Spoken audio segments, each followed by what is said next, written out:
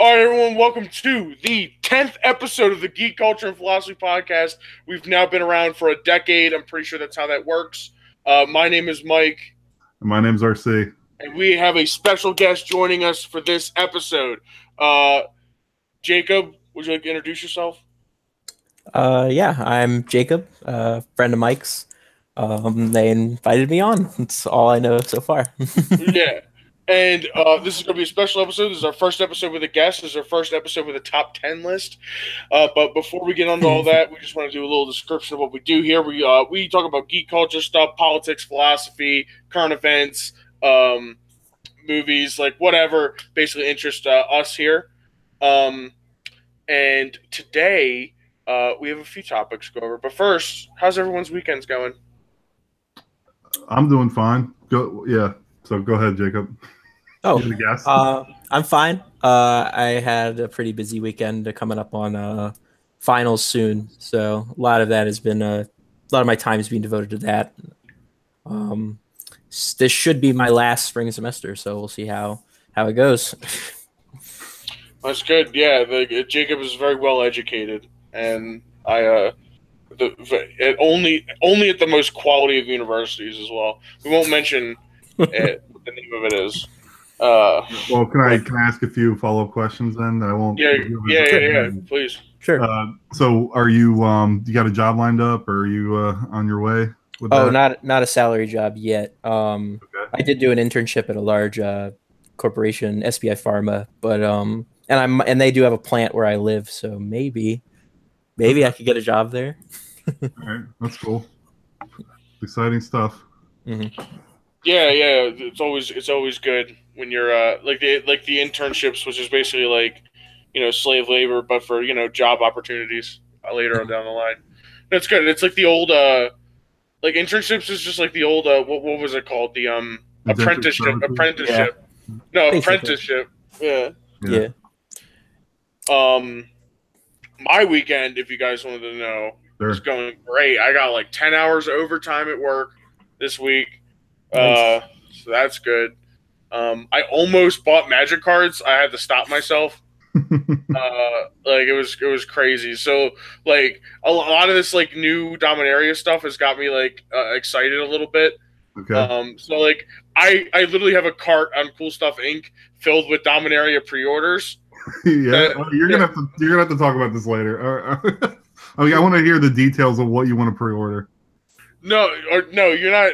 All right, first of all, I'm not gonna rain on your parade. I just want to hear. I'm embarrassed by it, dude. Okay, you're embarrassed. I'm embarrassed. Okay, just leave me alone. Okay, let me just pre-order my shitty Magic cards. I won't do it. I've been I just strong. Yeah, I know. I really want to do it, but I won't. Have you been following Dominaria, Jacob? Not as well. I've been in a spoiler group, so I get spoilers as they've been going one by one.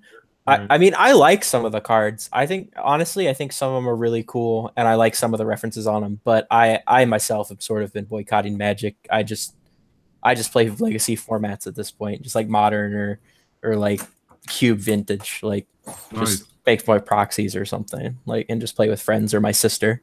She started getting into Magic. She's really into it now, and she brought her friend in. So I kind of feel bad because Magic's in a bad place right now, and it's like I feel like it sucks. But yeah, I mean, those old cards are still good though, and they'll hopefully hold up for a long time. So that's cool. Yeah. Yeah. So that's really cool, Jacob. I didn't know you were teaching your sister and her friend Magic. That's cool. And it does kind of stink that Magic is it is such a bad place right now. But I mean, hopefully it sticks around. I'm actually really not like, as the days pass, I feel like Magic's just gonna get worse and worse, like to the point and like just end. Like, did you hear? Oh my God! Okay, well, let's talk about. I just thought of this. We didn't speak about this before, but did you see like the Rudy video where there's like rumors that Wizards of the Coast is like working on a deal to get GameStop to start hosting events? Yes. I could not believe that. What was it, RC? You think that's a good thing or a bad thing? I had not heard that, but what do you think of that? I think overall it's a bad thing. I mean, okay, so basically I agree with Rudy that if it is real, and it seems to be like we don't know. Okay, so he's like, we don't know how far along the talks are. All we know is that there are talks happening. We don't know how far along they are or how serious they are. But let's just assume they're serious about this, right? Like, I agree with Rudy. The only good thing that can come from it is, yes, there will be a lot more people into Magic if that happens. Like, there'll be a lot more like people exposed to like the card game Magic that would never get exposed to it otherwise because GameStop is hosting events, right? But on the downside, GameStop is like one of the most shitty corporations to like ever exist ever, and okay, sure. And the fact that they're going to be the ones like running Magic tournaments, like it's like, honestly, I feel like Magic is just trying to throw shit at the wall at this point to see what sticks. Like, because they're just like in such a bad place right now. Like the player base is leaving, people aren't buying shit. They're probably sitting on like so much Masters 25 that they can't sell, because it's such a shitty set that like they're just fishing for whatever they can get at this point. Yeah, I think if GameStop, if the GameStop thing took off, that might be the further. It would further hurt local game stores because I think we all know that like the video game industry is like enormous compared to like tabletop games, and within tabletop gaming, Magic is king. And I mean, if you were able to get some people to play at GameStop, you're probably going to get a lot of video game people there, or even people that are currently playing at game stores, and that's just going to drive more sales away from local game stores. And they're already feeling hurt from Wizards making deals with big box stores like Walmart and stuff like that. Yeah, the fact that but the thing is like Wizards is not doing them any favors, and the local game stores aren't doing themselves any favors either. Like, for example, these Challenger decks that came out. Like, stores are selling the, like, Hazoret one, like, the one good one, for, like, way more, like, for, like, $50, right? And, like, it's partially Wizards' fault because they force them to buy them in packs where they can't just order the Hazoret one. They have to get all 2 copies of all 4 of them. So if you want 2 of the Hazoret ones, you have to get 2 of every other one, too. I see. Okay. So it's shitty for local game stores. But the thing is like people like Walmart or like Target just sell them at MSRP. Like, they don't care like what they don't care what like the secondary market value of these like boxes are. Like they're just gonna sell them. Didn't a similar thing happen with like Commander decks where like there'd always be one that everyone wants and then the rest always like sit on the shelf for like months? Yes, exactly. It's the same exact thing with Commander decks. Which is why I think they should just load all the Commander decks with value every time, but they don't, obviously. All right. You have any thoughts on that, Jacob? Oh, no, I don't follow that as much as... I haven't been following that as closely as just the overall, like, decline in quality of the product. Like, I just can't... Like, is this me personally, at least? I just can't, like, convince myself to buy Magic product anymore. It just seems that the value of it is just going down. Like not only is the cards, damaged out of the pack. Like, this is the thing, I played 2 weeks ago, I think I told Mike, in a draft for the first time in, like, 2 years. Okay. And I pulled a foil of the Sun. I think it's of the Sun and Ixalan block. It's the artifact. The artifact. Yeah, it's a mythic, and I pulled a mythic foil in the draft, and I got it. And I was looking at it, and there's this huge, like dented, like, scratch right across of it. And I'm like, look at it. I'm like, I just pulled this out of the pack, and there's like an indent, like something got pressed into the card. And I just couldn't believe. I was like, this is why I'm not buying Magic product. And that sucks. Yeah, it's just the Immortal Sun is the name of the card. Yeah, Immortal Sun. Yeah, Immortal Sun. Okay. Yeah, I didn't mean to interrupt. I'm sorry. No, it's fine. I just see it as, I could see it as coming out in one of two ways. One, it's like what you said. It just degrades and degrades and degrades, and the situation gets worse and worse and worse. Or they have a Marvel Comics sort of moment where they come out and they say, okay, we're screwing up because of X, Y, or Z reasons. Like, we shouldn't be pushing like diversity or this kind of stuff. We should be fixing the product. Like, somebody's got to come in that's sort of the the old-fashioned view of like businesses are here to make money. We're not here to push some sort of agenda. We're not here to do X, Y, or Z. We're here to make money. We have investors. We need to make money. Like sort of what Marvel Comics did a while ago. There's still problems. They're still dealing with it, but that's what I'd say about that. And that provides a great segue for our next issue. Oh yeah. Okay. So all right. So they both know about this. I am super okay. So when I was a kid, one of my favorite shows growing up was the Teen Titans Cartoon Network show, the original one. That show is awesome. It's still awesome today. I know it's like a kid show, and RC hasn't seen it. I know it, okay, but I'm just saying. It's fine. It's fine. You're allowed to like that. It's a great show. I'm just saying it's a great show, no matter how old you are. I'm telling you. All right. And they came out with these like set photos for this live action show. Like, first of all, Teen Titans should never be live action. Or at least if you're including Beast Boy, at least it should never be live action, or like any of those guys, because like the CGI just costs too much money that a TV show budget is just never going to be able to do it. So, all right, just to play devil's advocate here, I am the resident idiot on this subject matter. So maybe you and Jacob could just go over the roster of the main characters and explain to me what their whole like shtick is. I know Robin's in it, and that's not the only one. So okay, so Robin's the leader, and this is for the original show. There's also there's other characters in the comics that have been part of the team. Raven is actually a bad guy in the comics until like the very end. It's just something that if Mike probably didn't know. Hood. Yeah. Okay. Yeah. So Raven is Raven is like a she has like psychic powers basically. She can move stuff with her mind and like attack stuff with her mind. She's like half demon, half human, if I remember correctly in the lore. Her like father is like this like all powerful demon, and her mother was just like convinced by a cult to like bear the demon's child or whatever. Yeah. And that's what Raven is. That's where she like derives her powers from. And there's also Starfire, which comes from I forget what her race is called. She comes from like, Tamaran. She's Tamaranian. Tamaranian. So she's like she comes from a planet where basically everyone has superpowers.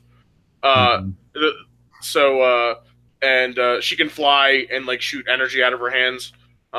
She's also like her character traits are usually like she doesn't understand Earth culture, so it's like social taboos and like faux pas and stuff. Like she doesn't understand those. Right, so like for example, for one example, like the reason like she's like scantily dressed a lot of the time is like she doesn't understand why she would like, or her superhero suit, why she would like cover herself up, because she's basically indestructible. Like she's her body's as her race is like they're basically like bulletproof. So she's like, why would I wear like a restraining suit when I'm like already like a beast? Like that kind of stuff.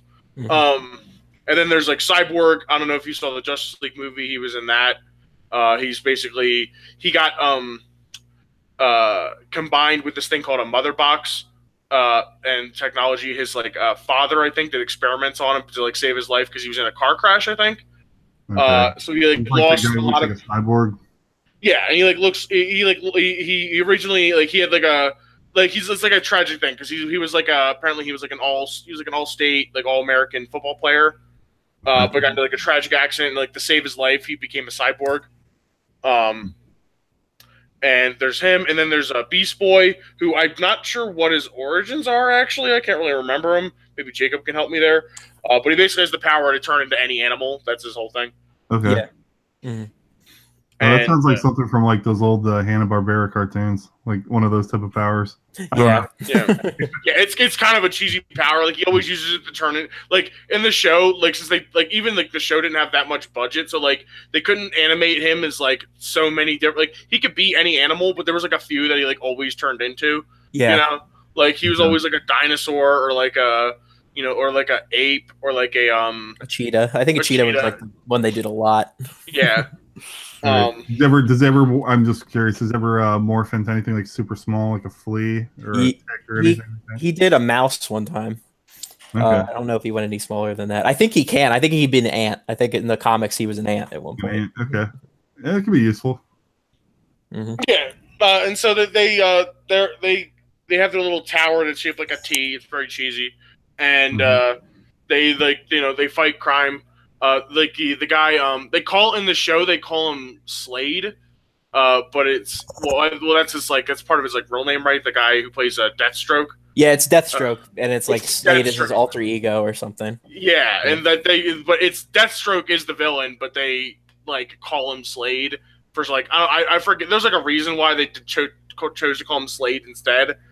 But he's the main antagonist throughout the whole show. I mean, there's other antagonists. Don't get me wrong. But he's the main overarching one. He has a thing with Robin. Where it's kind of if I remember correctly, I haven't seen the show in a while, but if I remember correctly, he's always trying to turn Robin to the dark side, basically. Yes, he is. He wants Robin to be his successor. Yeah. Okay. So, and there's a part where Robin ends up leaving the Teen Titans and everything. It's all dramatic and yeah, but that show's great. But anyway, to get back to what I'm angry about. Sorry. Well, thanks for informing me. Thanks, guys. Okay. Yeah, no worries. Teen Titans are great. It's my favorite superhero show of all time. It's actually my favorite superhero media of all time, including movies. And which is why I'm pissed about why. So you guys can look for yourselves, but I'm probably gonna make it the thumbnail for this episode. Is the set photos of the live action Teen Titans show, where they show Starfire, Beast Boy, and Raven. Now, Beast Boy and Raven both also look awful. Beast Boy looks like a discount Disney Channel movie character. Yeah. And Raven just looks like a frumpy emo girl. Yeah. But Starfire, and you guys can say, okay, so first of all, they switch her races. So Starfire was always alien. Obviously, she's an alien, but she's always slightly orange tinted, but she was white, basically. Okay. But they changed her to she's a black girl now, which is whatever. Honestly, the thing is that's what makes me pissed is they switched her to black, and the actress they chose is actually really attractive and could make a good Starfire if they do it right. Yeah. But instead, they dress her like an '80s hooker. Yeah, with the purple curly hair. Yeah, with her hair is supposed to be reddish orange, right? It's not supposed to be bright hot pink. No. It's and then wearing I've seen I looked up pictures of the actress, she's not unattractive, she's very attractive. So I don't know why they chose to make her look awful. And you can already tell the shit's gonna be suck and bomb, and it just sucks because I love the media and wish they would just make more of it, but of course they don't. But actually, I heard a rumor this week on Reddit that they're thinking about bringing back the old show to finish it out. Oh, really? There's been rumors about it, but apparently this is a hard rumor from the creators. Yeah. So I'm hoping.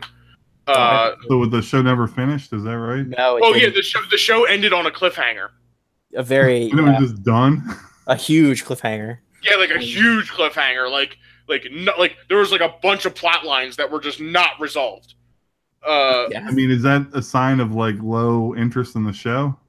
No, the show was actually very successful. What happened was I actually watched a video on it. They said that Cartoon Network didn't want to re-sign because they were trying to look for new mediums. It was about around the same time that they started coming up with the ideas for Steven Universe and other such shows.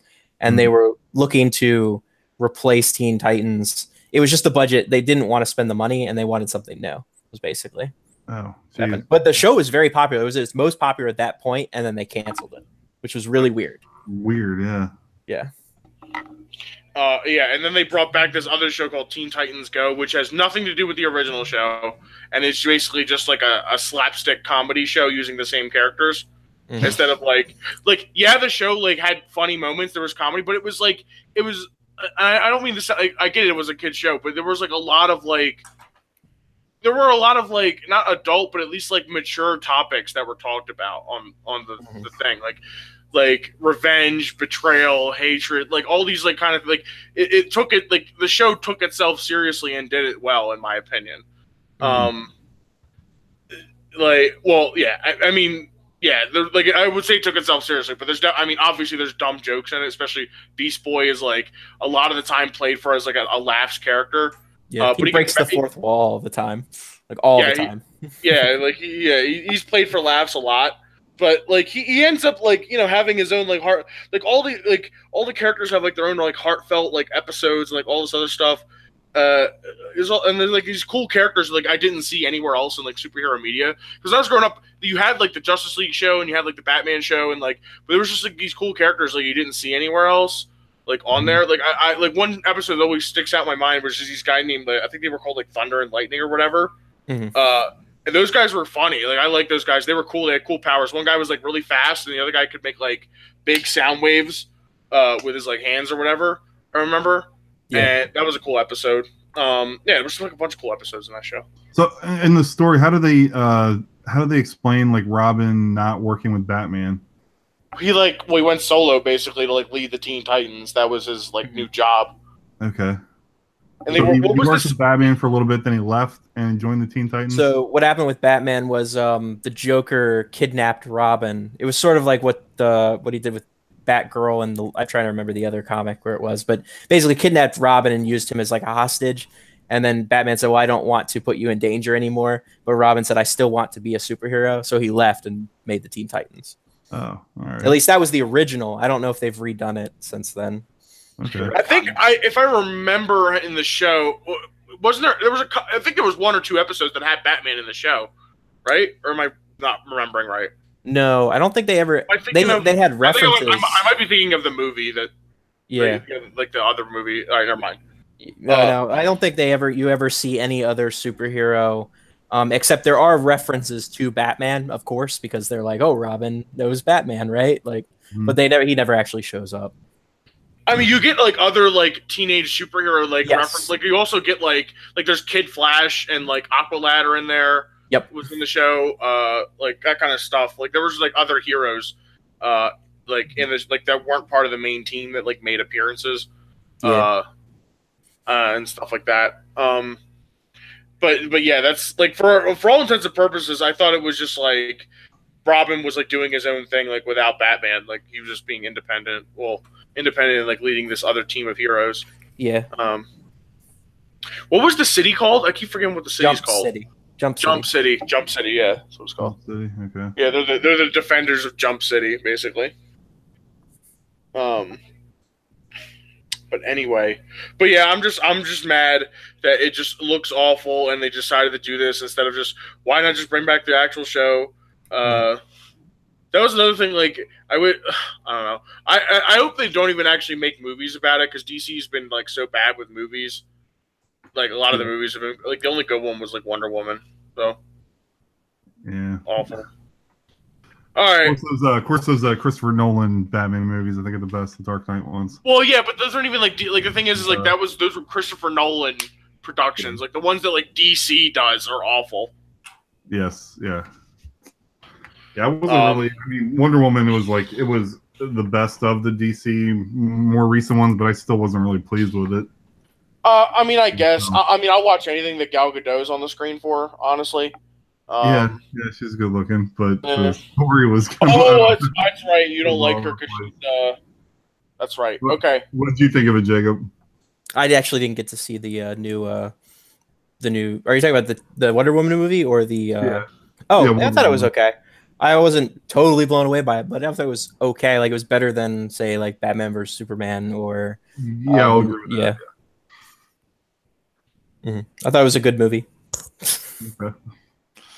All right. Yeah. Anybody else have any topics before we move on to the top 10? Just out of curiosity, out of the Teen Titans women, which one do you think's the hottest? Oh, Starfire, not even close.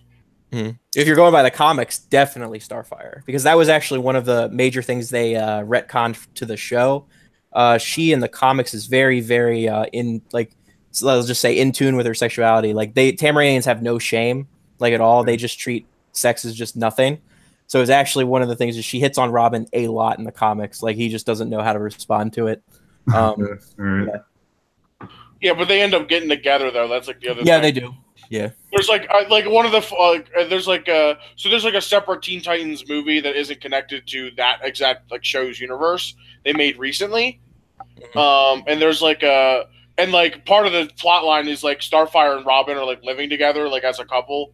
Like they're like adults at this point. And it's funny, they're like doing like a training session for like the other for other like younger heroes. And like they're like sparring, and like Starfire beats Robin and like pins him or whatever, and she's like, oh, she goes, oh, you lasted longer than usual, and then like Beast Boy just like starts laughing. And then she's like, "Oh no, I mean in bed he's like really good." Like this, she just like says that to everyone. Yeah. And she Robin's like, "Dude." Dude. Yeah. But that's just that's just what her like that's part of like what her race is. Like that's like they don't have like shame or like they don't care. Like it's like sex isn't a taboo. Yeah, sex isn't like a taboo thing to them. So it's just like who cares? Like if you're talking about it, basically for the like that's their culture at least. But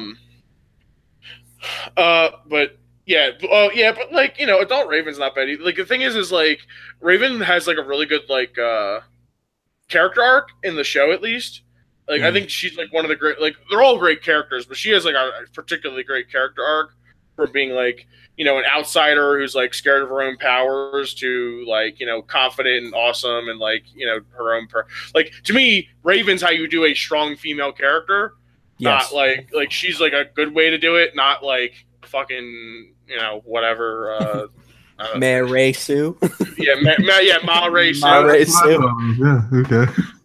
That on the same wavelength. That was the first one that came to my mind. Ma Ray Sue. Murray. Yeah, Murray. Merades. Dude, all right. So Jacob, are you on board that all the Star Wars movies are also awful? I'm assuming. Oh, the last one was indefensible. I will not be paying money to watch another Star Wars movie. Me neither. I'm not paying money to watch another Star Wars movie. The only way they could fix this is if Kylo Ren has to kill Rey because she is like some sort of wound in the Force, and even then, I still think it's irredeemable. Dude. It would like that movie would have almost been good if Rey had just like turned to the dark side. Oh yeah, like, that would have been like they were actually kind of setting that up too, and then just didn't take it anywhere. Because that would be good character development. Yeah, that's the thing is like I watch Ethan Van Sciver's videos on Star Wars. He has a lot of them now.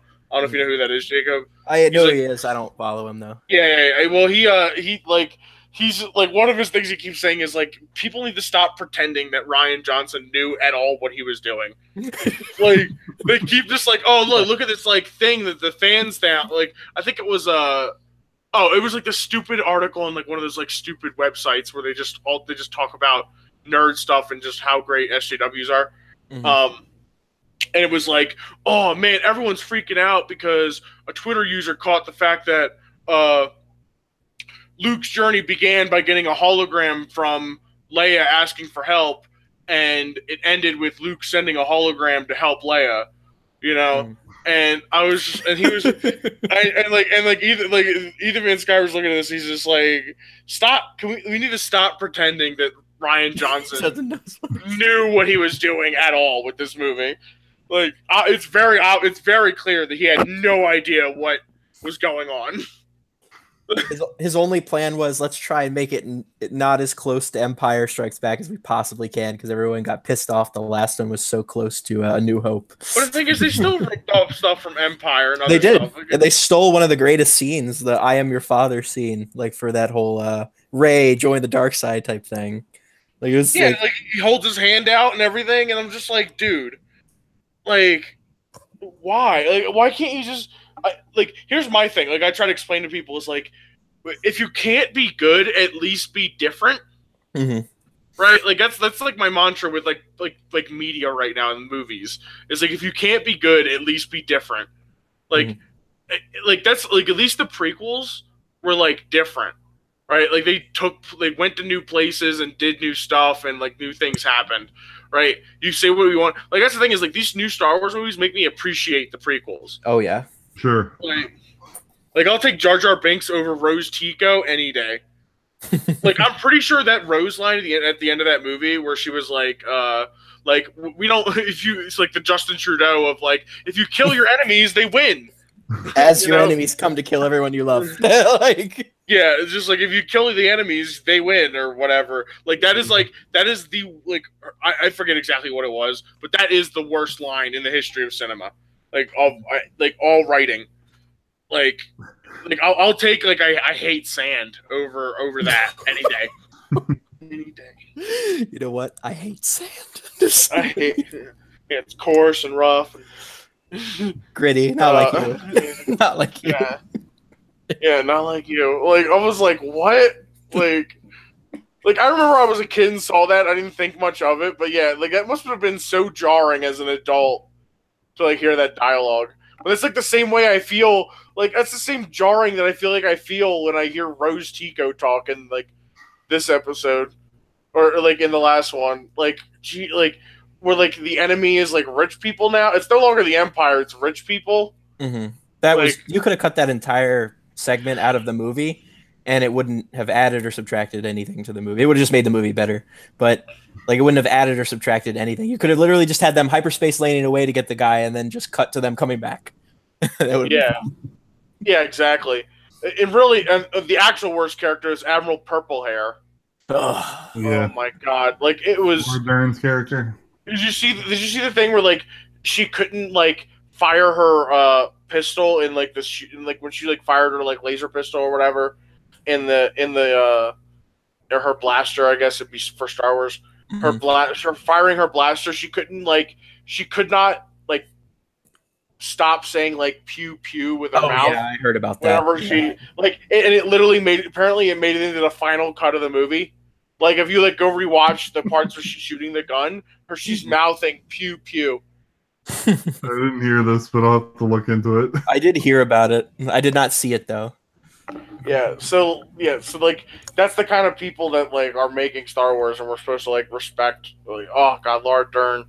She was like I loved her in Jurassic Park. She's great in that movie. Yeah. But not so great as Admiral Purplehair though, who literally gets like most of the Resistance killed just because of her pride. Like it's I couldn't think of a more woman thing. This is the second woman hating episode for Mike in a row, but I couldn't think of a more woman thing than like causing the deaths of all of your allies because of your pride. Because we can't tell Poe Dameron what's going on. Yeah, because you can't. Yeah, just because literally all you had, like I just love like even in the movie they like show that like Leia when he like wakes up from being stunned and Leia tells him the plan and he immediately just accepts it as a good plan. Like that's all Admiral Purplehair had to do was just tell him that there's a plan. Like and the thing is like it would have been cool if there was like an actual like you could have explained it if there was like some sort of like say there was like a mole in the Resistance or something like a spy and that's the reason she didn't want to like say the plan out loud. Like, but the thing is like they didn't instead of doing that they just said we have like long range hyperspace tracking instead. Like I think you could have like done it with like a spy or something, and that would have made like actual drama and tension. But no, we have Rian Johnson making the movies, so that's it. And he's going to direct the new trilogy after this one. So guess what? I'm not going to be seeing any of these movies. Well, at least I'm paying for them, right? Well, I'm not going to pay for them. Yeah, I'm definitely not paying for Soylo, a Star Wars story. Soylo. That's great. Yeah, I'm just gonna stream it online. Yeah, once it's Well, yeah, once a good version's up, yeah. Yeah. Actually, well, I mean, of course, I never admit to illegally streaming media. No, but I mean, it happens, and sometimes I'm in the room and I watch it if someone else just happened to be there. Yeah. Well, I think I was in a room one time where someone was doing that. Yeah. And all right. Any other topics before we head into our top 10 list?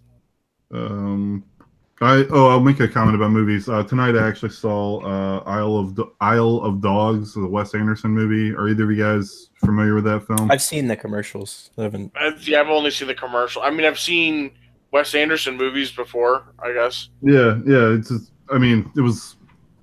I liked it. I thought it was a good movie. It probably wasn't it's not his best movie, but it was worth seeing. So.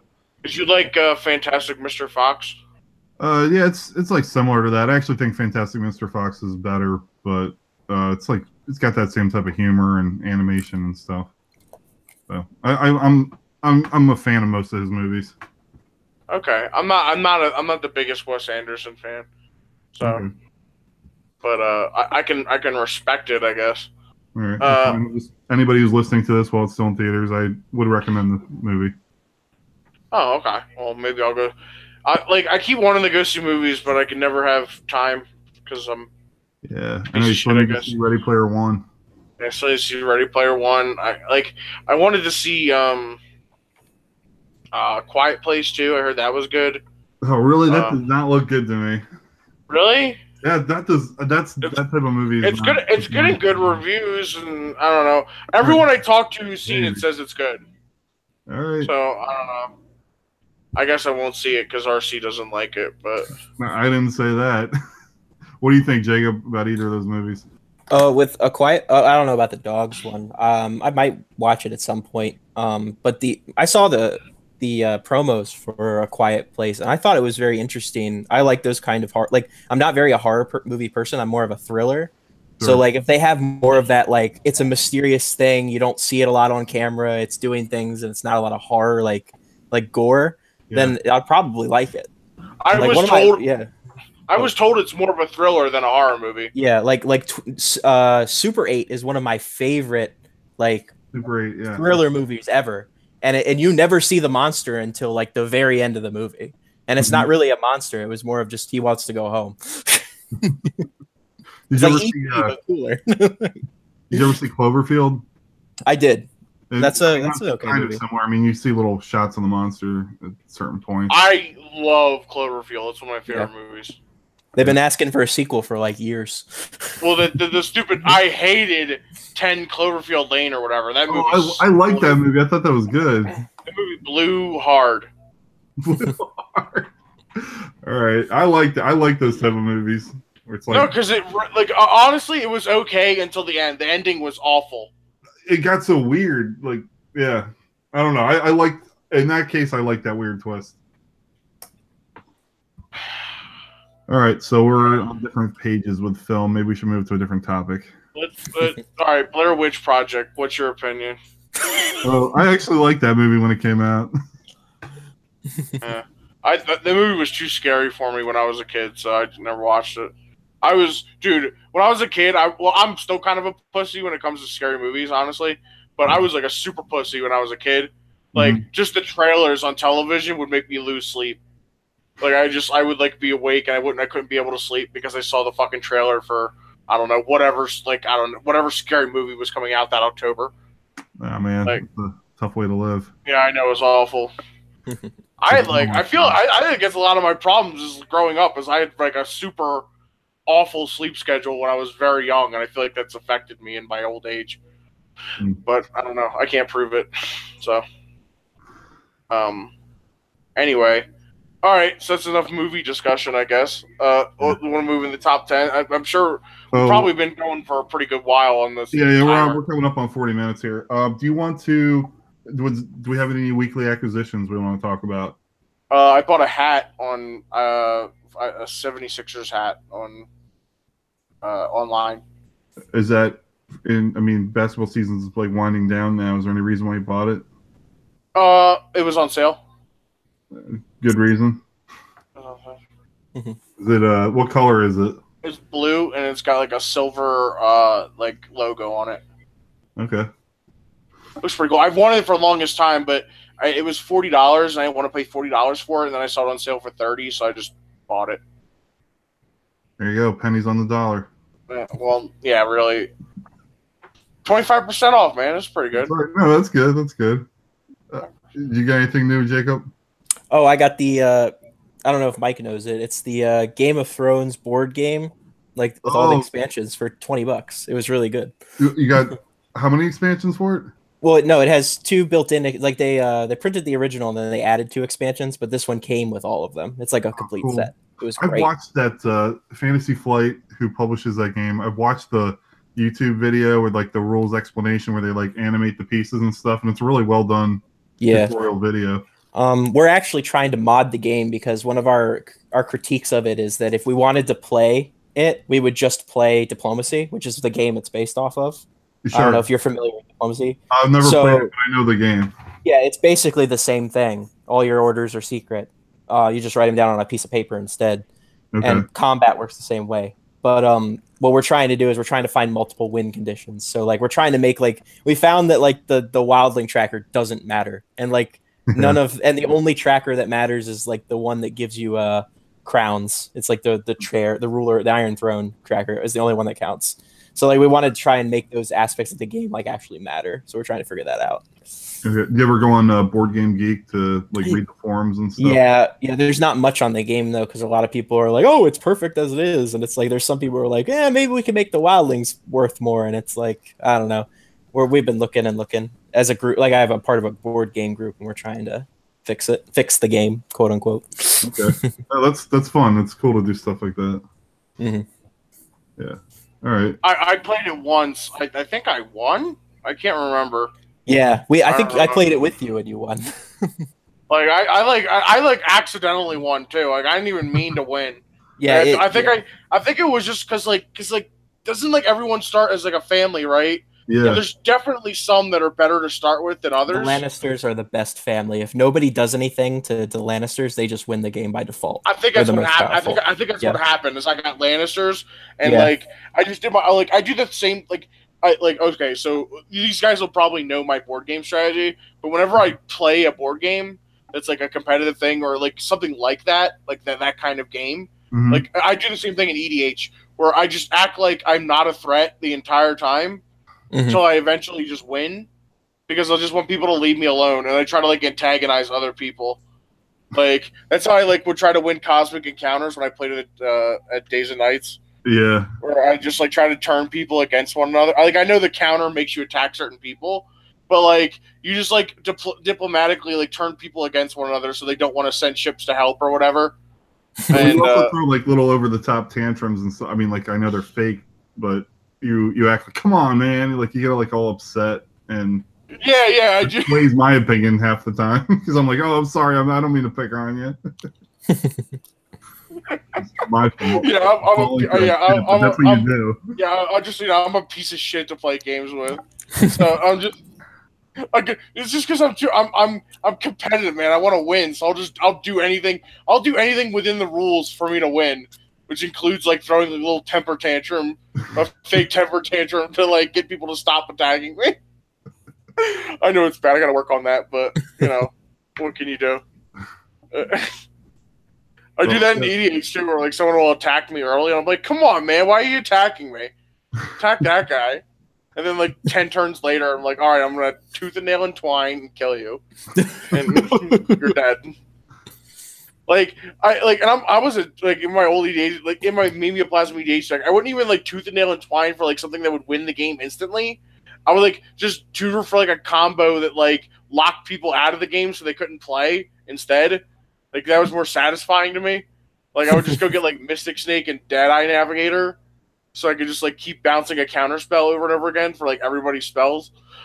That was good. Oh man. All right. Well, since we're talking about Magic now, do you want to get into the top 10 before it gets late, or? Yeah, sure. Well, first of all, I wanted to say, Jacob, did you get that game discounted, or was it just Oh, it was. What happened was the guy who gave it to me. He's part of the group. He bought it for full price because he thought there were multiple win conditions in the game. He had played it before, but he didn't remember that there's only one win condition, which is you have the most castles at the end of the game. Just like diplomacy. If you have 9 territories, you win or something. So he got really upset and decided, well, I just want to get rid of it. I want to get Star Trek Ascendancy instead. So, which is a very good game. Highly recommend if you know about it. Mike and I have a friend. Maybe you're familiar with him. Can we say his name, Mike? You have a friend named Joe. Joe. Okay. Right. Yeah. You know Joe. I know Joe. He plays. Yeah, he plays that. He has a copy of Star Trek Ascendancy, and I think he initially didn't like it, but then he's played it more, and he said it's growing on him. He thought that some of the factions were imbalanced. They are, yeah. But he didn't like Klingon, right? He thought they were useless. Yeah.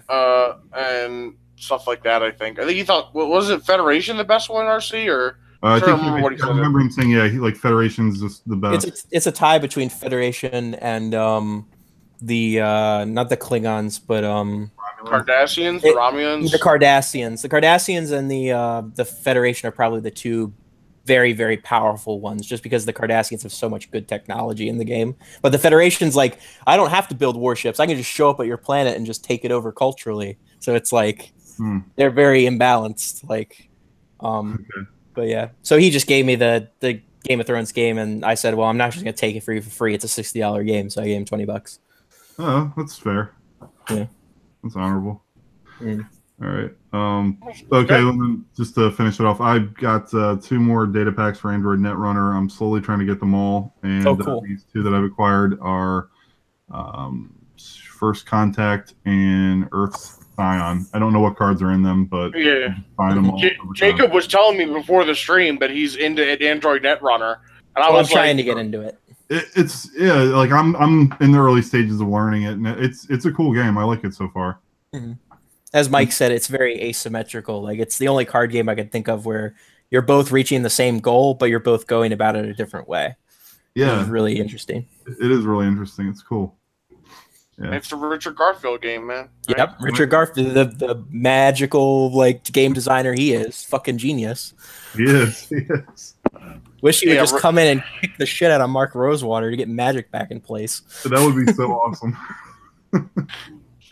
That'd be so But the thing is he's on to bigger and better things. Oh yeah, he's you know why would he give he probably cares about Magic, but he doesn't care enough to give up all the stuff he's doing. Give up all the stuff he's doing to come fix Magic. You know, because it would probably be a full-time job to fix Magic. Yeah, I mean, he would not be doing anything else. I mean, how could Richard Garfield fix Magic, dude? He wasn't even a writer for Roseanne. So how? That's true. Yeah. One holy episode.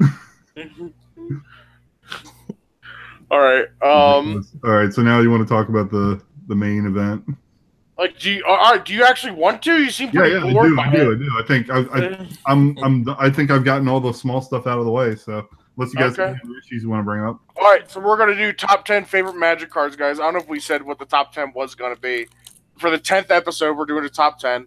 It's gonna be favorite Magic cards because we're all into Magic, and we don't talk about Magic a lot on this podcast, but I'm just kidding. But yeah. Well, I mean, there's a reason for that because it is such a good game at its core. Yeah, at its core, it's a very good game. It's just right now, I would consider it's just sick. Yeah, it's sick. It might be terminally ill, but let's hope not. Yeah, I wanted to say, Mike, remember when we first started, when we were coming into Theros Blocker, Battle for Zendikar, and I said it's almost like Magic's in a golden age, and you're like, I don't want it to be a golden age because that implies that it has to end, and then literally after that, it went to shit. And I was just feeling like Mike would kill me if he remembered me saying that. I sort of called it. Yeah, you literally called it the fall, Magic had its Roman Empire fall, and now this is the barbarians are at the gates right now. Yep. And it doesn't look good, you know. Yeah. Jeez, man. Yeah, I actually remember that now. Now that you bring it up, I remember saying that now. Jesus. Yeah. God, it makes me sad that I called Magic being shitty. All right, but anyway, if we wait long enough, the United States of America will come into play, and then that's where history goes back up. So after the Roman everything before 1776 was a mistake. RC. That's right. Spaniards had a pretty good empire for a while in the 60s. All right, correction. Everything before 1492 was a mistake. No. Oliver Cromwell did nothing wrong. No, Columbus did nothing wrong. By the way, yeah, everyone is just Columbus was not a genocidal people talk about Columbus like he's a genocidal maniac. I think he foamed at the mouth and had a distant gaze in his eyes when he was doing his videos. The thing is stop blaming Europeans for the Native American the people in America dying. They died from diseases they didn't have immunities to. That's blaming Central Asians for the bubonic plague. Right. It's not their fault that the bubonic plague exists and killed 2/3 of Europe or whatever. Very true. It just happened. I don't think we need reparations from the Mongols. From the Mongols, yeah. But I was reading a little bit. I don't know the fine details of it, but I read a little article where there was a historian who actually showed that whole story about the U.S. Union soldiers giving smallpox blankets to the Native Americans was actually falsified. And Yeah, it's not real. It's not real. It's not real. Yeah, but like you ask like average Joe on the street, they all think that story. It's kind of ridiculous. That actually reminds me, if after we do the top 10 list, if we have some time, I'd like to ask a question and just get your guys' response on it. Let's just do that now. We can do Are that you now. sure? Okay. Unless you think it would be a great way to end the show. I think it'd be a great. Well, so the question was, I'm sure, like going through history class, you guys probably heard the term melting pot when describing America. Yes. Probably, right? Well, I've heard two when going through my schooling. There was the salad bowl concept, which is like sort of what the progressives sort of look at, and then like the melting pot, which is where more like conservative or libertarian Americans look at. And I just wanted to know which one you guys favored more, and then I would tell you mine and explain why, because it's actually different from the two. Okay, so Mike, why don't you go first?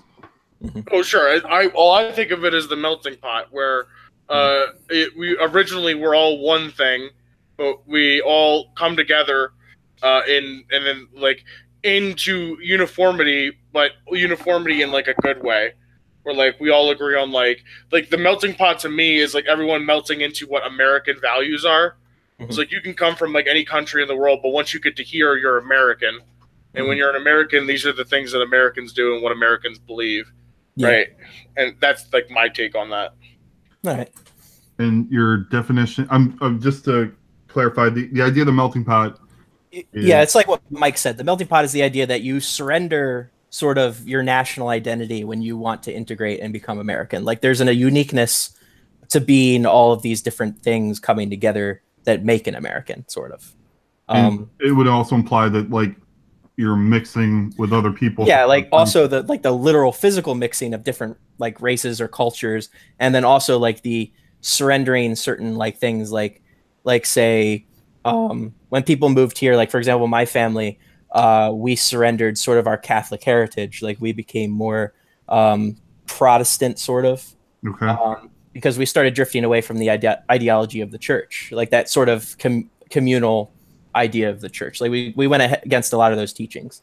Right, and the salad bowl. The salad bowl is the idea that people do come to the United States, but they don't integrate. They like to stay into certain, there's like groups of things. Like you throw something into a salad bowl, like say we throw bacon into a salad bowl, and then it gets mixed in slowly over time. So it's the same thing as like the melting pot, but they still go in and pick up the bacon bits if you wanted to. Yeah, you could.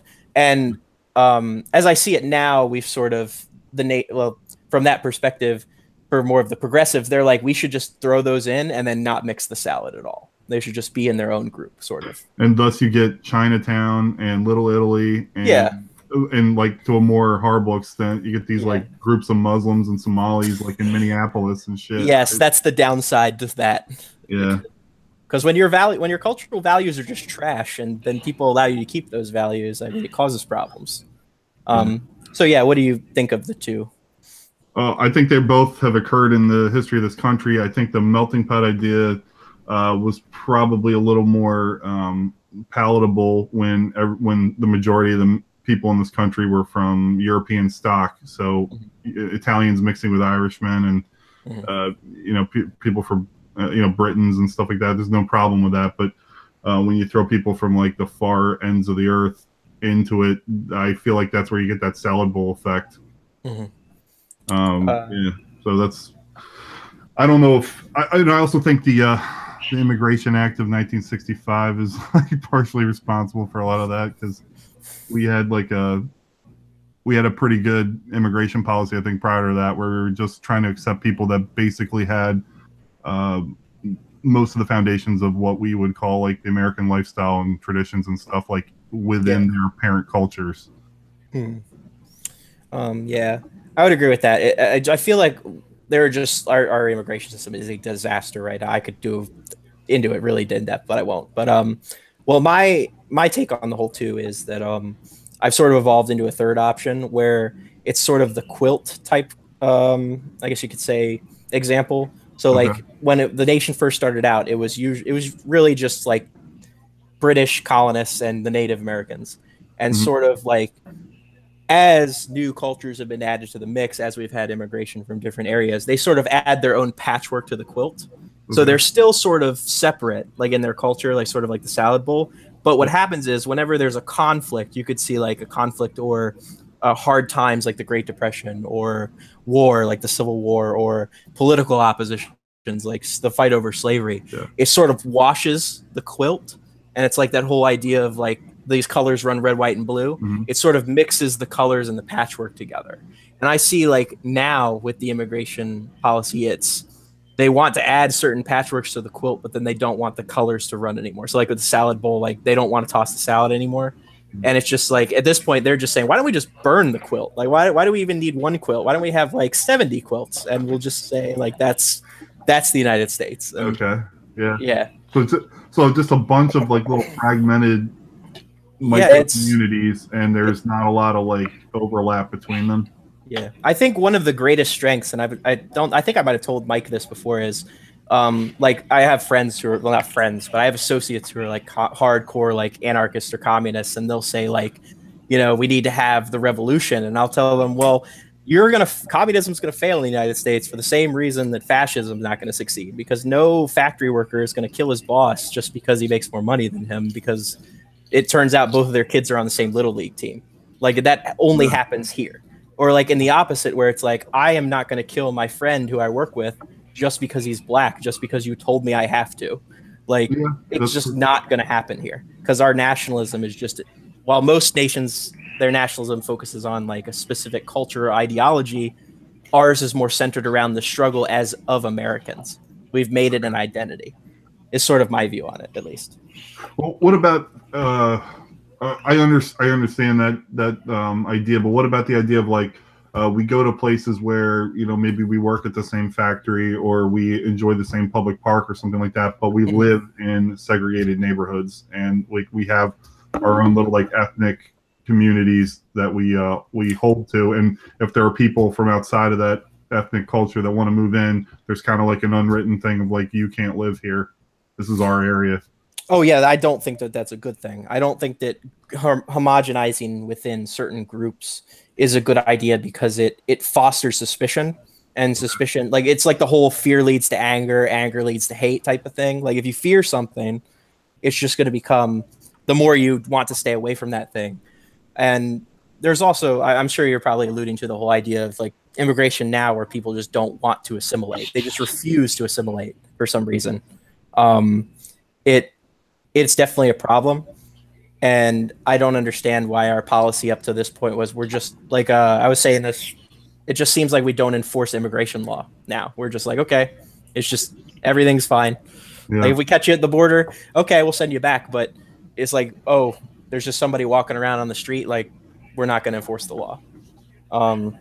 It's a separate issue than what this is, but I would definitely love to talk about that if we do talk about that at some point. No, I like this. This is a good. So, it would happen. Something that happened this week was they were told in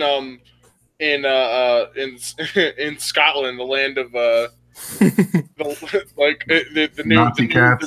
You mean the New World Order? the new caliphate, the new caliphate of Scotland. They said that they in the classroom, teachers can't refer to, quote, British values, because one, it's offensive, and two, would single out Muslims. Why? Because our culture's better and we know it. Yeah.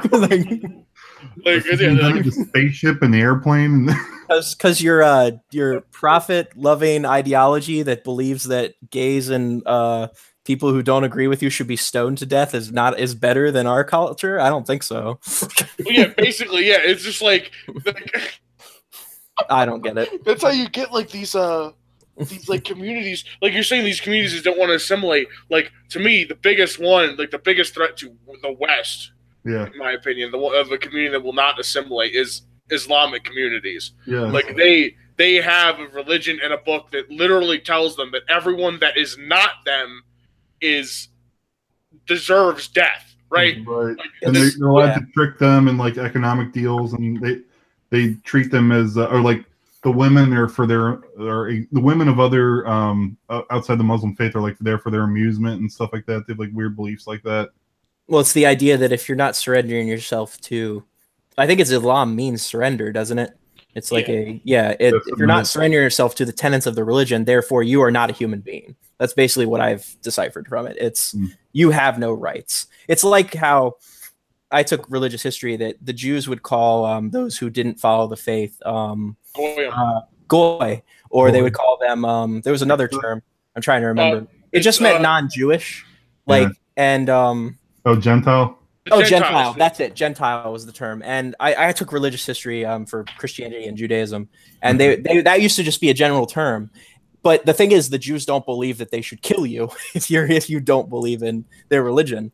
Like, I feel that Islam is the Abrahamic religion that hasn't had its reformation yet, and that we should be supporting Islamic people that want reformation. Like, if every Muslim was Ayaan Hirsi Ali, or every Muslim was the other guy who's like moderate Muslim, like there would be no problem. Like this would be a great world. We'd have no religious conflict, but that's not the case. There's two groups. There's, moderate trying to reform the religion, and then there's the crazy half of the religion that follows to the letter. The thing is like the crazy half of the religion isn't just the half. Like it's like 80% of the people that follow. I know. Yes, it is. That's the problem. We're living during the time of sort of like there was the Christian schism. This is like the Muslim schism. Like it's starting to occur. Now the problem is the powers that be, not the powers that be, I guess the cultural powers that be, have decided to pick a side, and they picked definitely the wrong one. Like there was actually an article written years ago where they were saying stop saying moderate Muslims because it puts like people like Ayaan Hirsi Ali or people like them in danger, because you're saying that they're not real Muslims, and that the real Muslims are the ones committing these atrocities or believe in this crazy medieval ideology. They are though. That is the real Muslims. That's what they're doing. I know. Akbar, and then but by doing that, they're clearly Muslim. I know. But by doing that, they're just adding more support against the Reformation, which is true. I'm not denying it. I'm just saying that by doing that, it seems that we've picked a side and we've picked the wrong one. Like as a culture, as the West, we've just decided that this is how it should be. It's like, I think me and Mike were talking about the white progressive man's burden, like the new one. They've sort of just decided that like these people are incapable of human thought, and that it's the progressive man's burden to like take care of them or to fight the good fight for them. And I'm just like, that's just the bigotry of the soft bigotry of low expectations. I mean, you're just saying these people have no agency, that they have that's whatever they want, and it's okay. And it's like, no, it's not okay. They're still human beings. I refuse to believe they're not human beings. Yeah. Like, that's the thing is like you take the left is all about taking away your agency so they can dominate you. Right. Like, oh, you can't take care of yourself. I'll take care of you, and also vote for me for local council member. Yeah, they do that with like many minorities in this country. Yeah, no, that's what I try to explain to people. Yeah, when people explain, like I try to explain to people, like I used to be like an independent basically, but now I'm basically I'm a Republican by default, just because like the Democratic Party is just so bad. Yeah. Right. Like it's not that the Republican Party is that great. No. It's like the lesser of two evils, but it's like the way lesser of two evils, because the Democratic Party I think is one of the it's the greatest source of evil in the United States. Throughout the history of the United States, it's been the greatest source of evil. Yeah. They lie, they extort, they do whatever they can to just gain political power. They are bigoted toward other people, but use those same people to like further their own goals. It's disgusting. I just growing up in being in towns like Philadelphia and Camden, New Jersey. Yeah. Where like you just hear stories of example, a few years ago they wanted to put like a fishery in the Riverside in Camden. It was going to create like 2,000 jobs or something. And like the city blocked it, and like the only reason they blocked it was because they made up whatever reason, but the reason they didn't want it is because they don't want people to have jobs and to earn money. They want them to be on the welfare check. Yeah. They keep because they keep voting Democrat to keep those checks coming in. Yeah, exactly. They literally come to your door when they're campaigning and say, "Don't vote for the Republican, or your welfare check's not going to be here on the first of the month." It's like it's basically what they say. Yeah. And it's awful. I hate the Democratic Party. Like what they did. Like those towns used to be like proud, like blue collar, like hardworking, like just like real like what it meant to be like an American town, like American city. You know what I mean? But now they're just giant ghettos of people who are on like welfare farms, basically. Mm-hmm. Like they've incentivized, like they've subsidized single motherhood. Mm-hmm. They've destroyed the I mean, we can talk about it specifically. They've destroyed the black family. You could not agree with. Like No, I agree. I think they have destroyed the black family by subsidizing single motherhood and making it okay for a dude to go out. That's what I'm saying is like the black unemployment rate and like the black single motherhood rate was like lower in 1950 than it is today. Right. So that's an argument is like, so is America more racist now than it was in 1950? You know? Yeah. That's basically what you're trying to say. Like blacks are performing worse than they were in 1950. So you're saying, and if you're saying that the reason they're not performing well is because of racism, then your claim is that America is now more racist today, 2018, than it was 1950. You know, 2018, a year where like any comment will get you like fired from your job and then like ostracized from society because the left has so much power culturally. Lose your political career. Like if you say anything wrong, it can even be interpreted as an insult.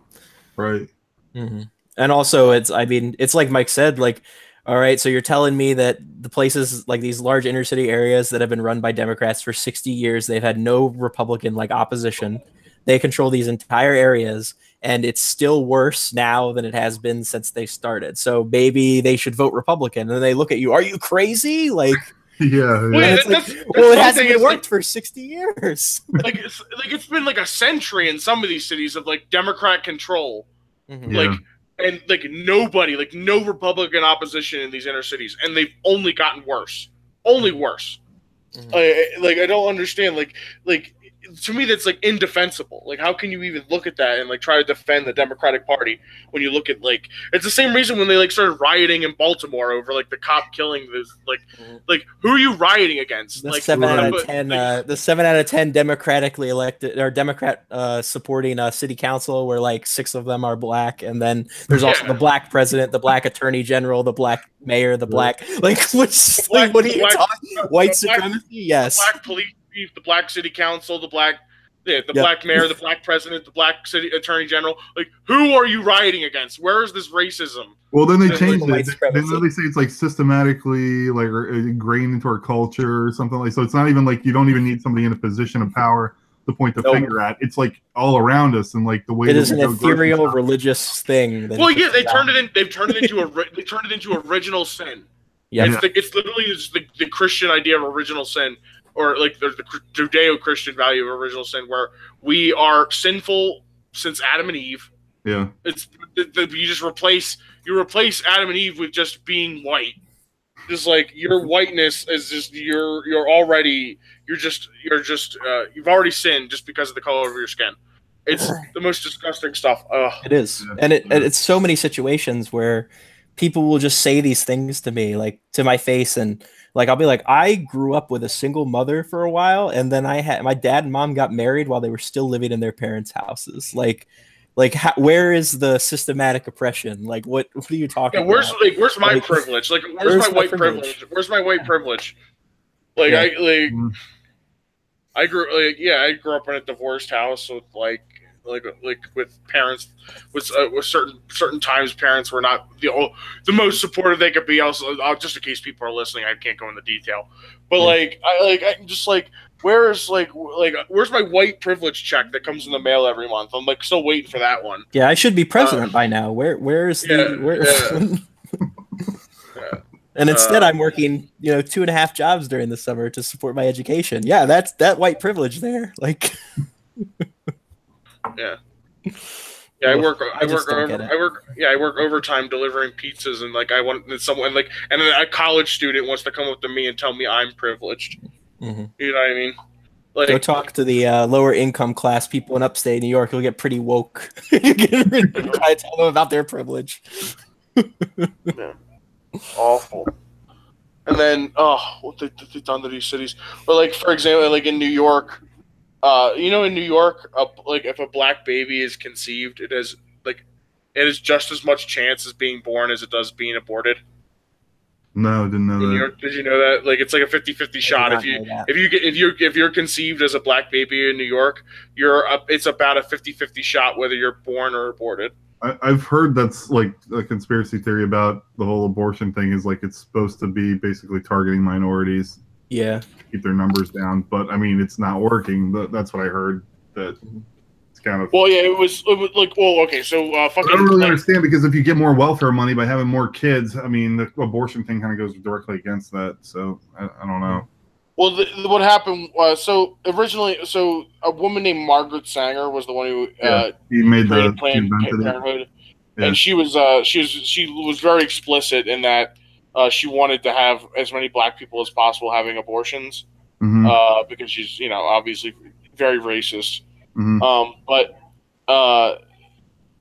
that's people. Then people are like, oh man, they're bringing this up again. And I'm like, yeah, like that's why I turn it like that's the thing is like I turn their own arguments against them. And I'm like, okay, you say you care about black people, right? So why don't you care about the black babies that are murdered every year disproportionately due to abortion?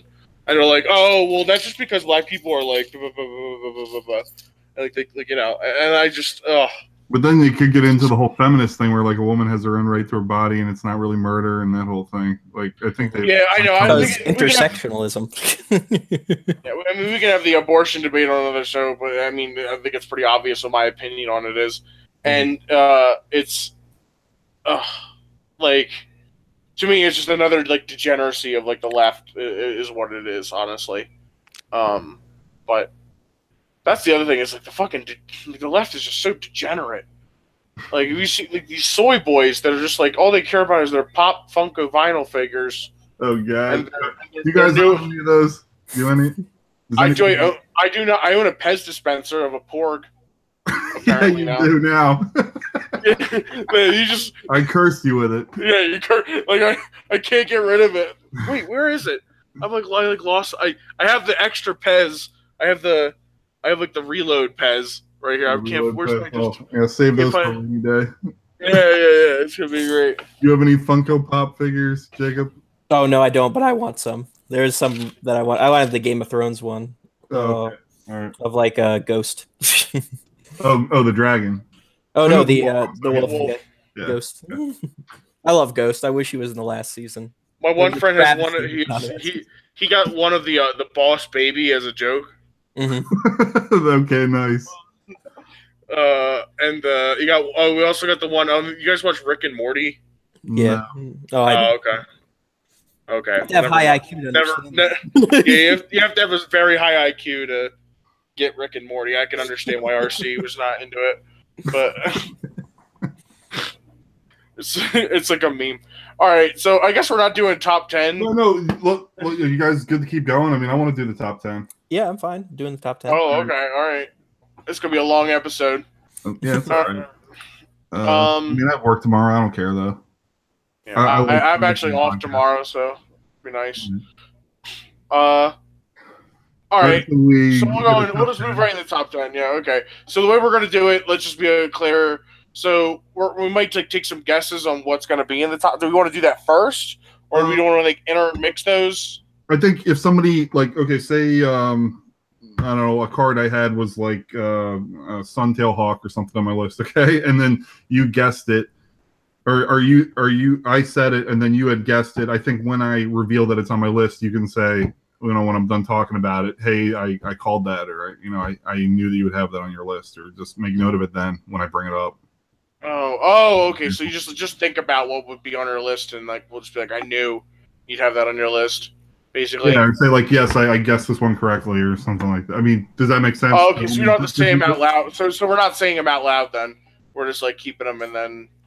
The guesses for other people's lists, yeah, and then maybe at the end we can reveal what we would have guessed.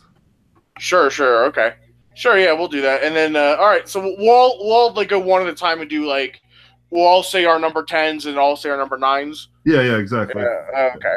We'll All right. talk about it a little bit. So, Jacob, you want to go first? We're gonna do some honorable mentions. Do you have any cards that like didn't make your top 10, but you want to talk about briefly anyway? Well, an honorable mention would probably be just Jace the Mind Sculptor. I don't want to put him on the top 10 list because I feel like that's a given. He is just the most powerful of all Planeswalkers. There's still cards better than he is, but I just didn't want to put him on the list specifically.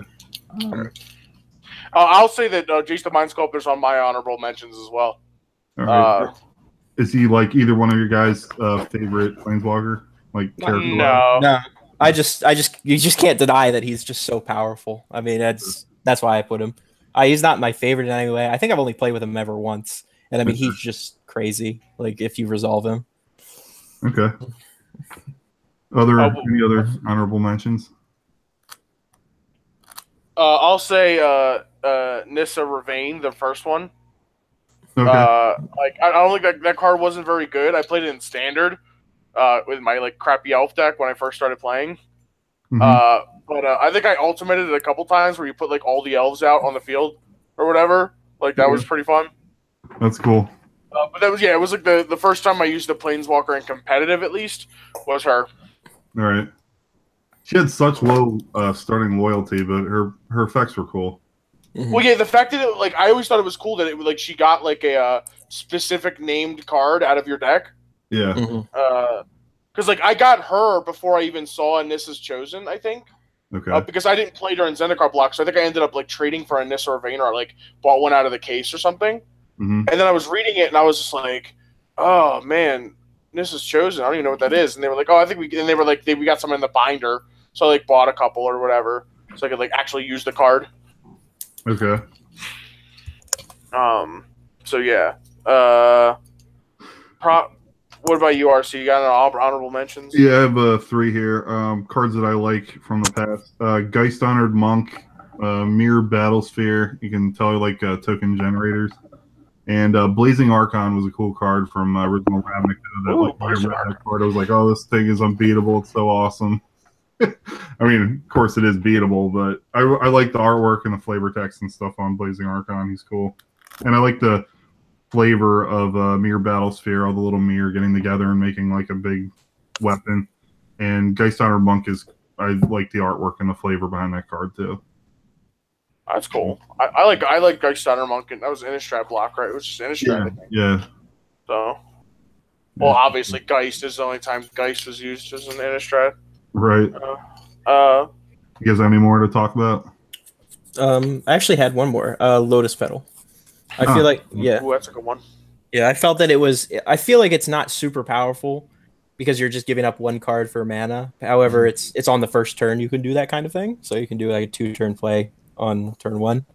But I just like it because it felt like it was a nice homage to the Black Lotus, but also like a more fixed version of that card. Like it's only 1 this time, not 3.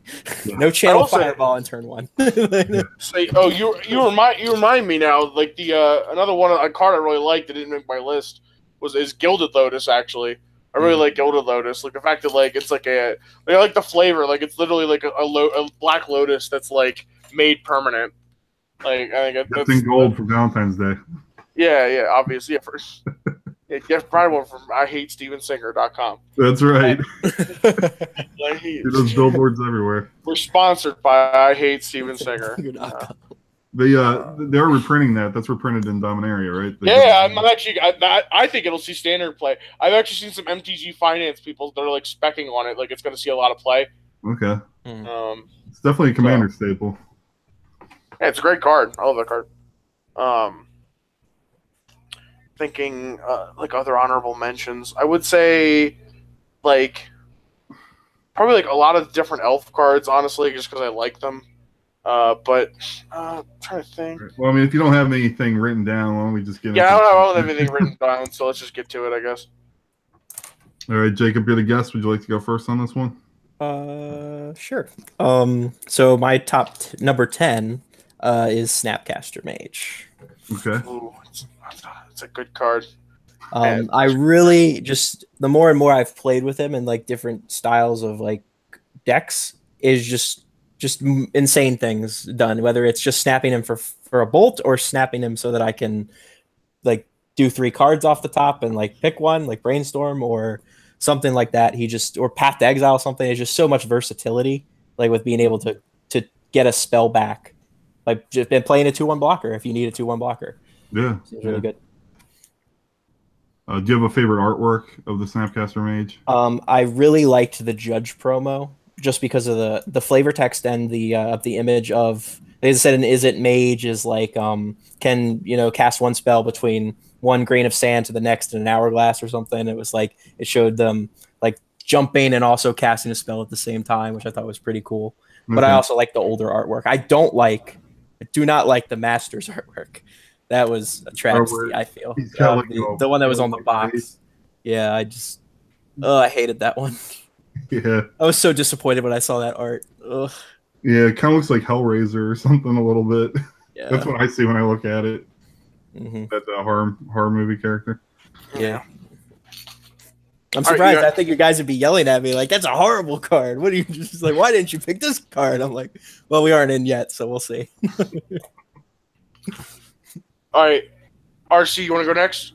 Sure. I just want to say, based on what I've heard from Jacob so far, my cards are going to be considerably weaker than his. Mine are a lot of nostalgia picks, but my number 10 is Leviathan, the original 10/10 Trampler guy from the Dark. It's not a good card, but when I was young and getting into the game, this was like the card that I saw and I was like, holy shit, I need this thing. I can like, pound face with a 10/10 Trampler. And I just like I like big sea monsters, and he stuck out to me, and I thought he was really cool. So I had a couple. I had them in like little crappy decks that I had when I was first playing, and of course, I never did anything with them. But it was cool that I was trying to get there to the 9 mana or whatever he costs. Yeah, the promised land, dude. Yeah. Of the Leviathan. Of the Leviathan, get up there so I could sacrifice my islands. Exactly. Yeah, but I don't know. I that's a nostalgia pick for me. So, what do you got, Mike? All right, I think Leviathan's a blue card, right? Yeah. All right, so we're all going to start with blue cards for our number 10. Okay. My 10th favorite card is Think Twice. Oh, Think Twice. Oh, Think Twice. That is a good card. I love Think Twice. I just find an excuse to play that card in Modern when I shouldn't even be playing it, just because that card. I love that card. Played it in Standard. Played it in Modern. I top 120 to GP. That had over 4,000 people in it with multiple Think Twices in my deck. Okay, so let's I'm committed to Think Twice. It's a great card. I love Think Twice. Just the fact that it went so well in Blue White Red Control where you had played Mana Leak. So you hold up Mana Leak and they want to play around Mana Leak so they don't cast anything. So you just play Think Twice and you just it smooths out your draws, helps you make your land drops. Mm-hmm. Gives you something to do late game if you need more cards. Yeah, a counter war. Mm-hmm. Yeah, it's great. I love Think Twice, and I like the newer art better than the older art. I like the Innistrad art. I think I'd agree with you on that one. Yeah, the Innistrad art's better. Yeah. All right. Number 9. I guess I'll start for number 9. Then we'll just interchange who starts. Yeah, sure. So number 9, I'm gonna go with All right, number 9, we're going to go with Frost Titan. Okay, all right. I'm a big fan of Frost Titan. I draft it whenever I see it in Cube. I love that it beats all the other Titans. All the other Titans are, better than it, but it's also, it beats those Titans because it's, the counter to them. I love Frost Titan. I love tapping down. I love cloning Frost Titan. Yeah. I love the little extra ability it has where you have to pay 2 mana to target it if you're the opponent.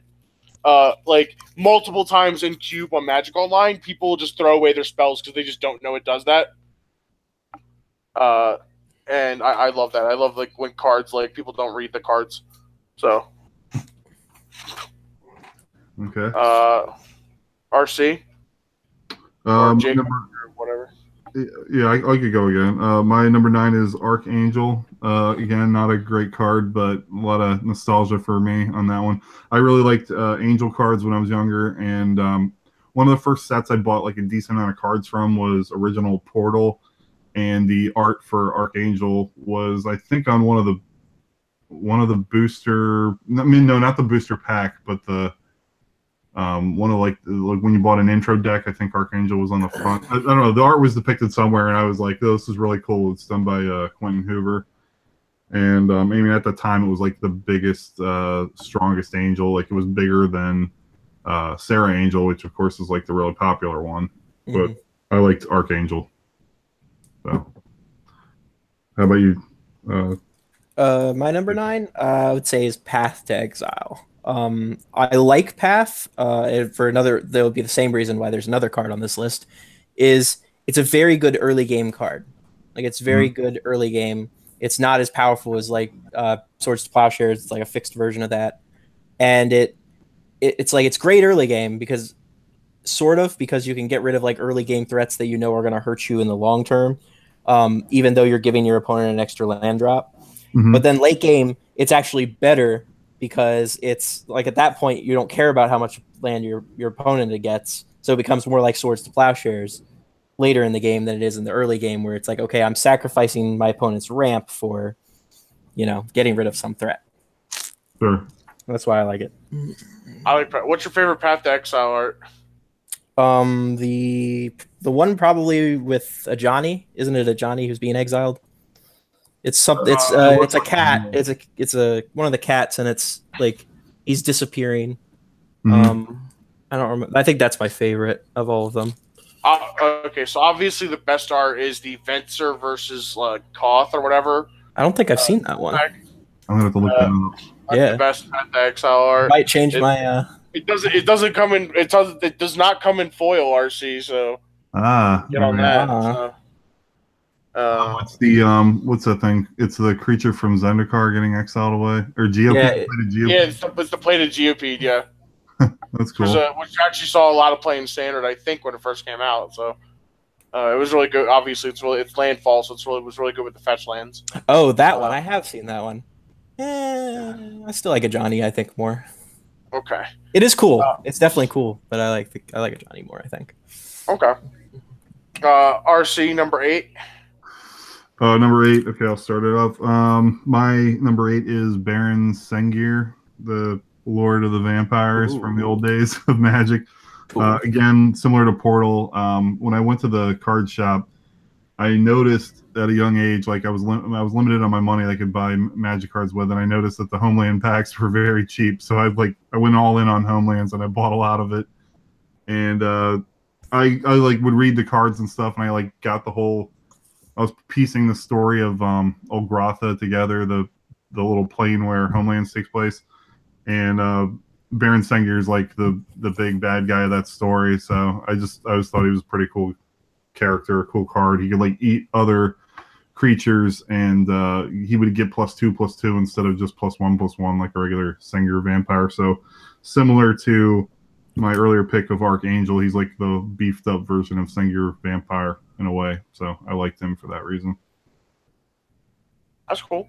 Baron Sengir's a classic, dude. Mm-hmm. Jacob? Okay, next. I'll probably say number 8 would be Twisted Image. And Mike knows why I already like Twisted Image, but it's just, if you get it, it can be basically like another card on this list. It could be like the 0-for-1. Like you're getting your opponent for something on like their first turn, but you're basically not giving anything away. It's almost like Time Walk, but it's only good for certain situations. It's not a great card, but it can be at the right time. Are you thinking about like walls or what? I was thinking more of like Birds of Paradise. Because it's like, I know a lot of decks. I remember I played against the Birthing Pod decks all the fucking time. And then I was like, wait a minute, this works, right? And I think Mike told me, yeah, that works. I'm like, I think we were like sitting at a table and you just like I put it in. I ordered like, it in, and you were like, Mike, does this work? And I was just like, yeah, that'll do it. and then I won that game. He just couldn't do anything. He's like, yeah, I actually love Twisted Image as well. That'd probably be one of my honorable mentions now that I think of it. So, there you go. So the card I've not really fully appreciated, but I could see how it could be very useful. I think if like I don't think you've ever felt how good it feels to like twist an image of Noble Hierarch on turn 1 on the play. Sure. Like just to like untap with like an extra card and you just time walk them. Like it's literally in that situation. It's 1 mana time walk. So that's just how good it feels.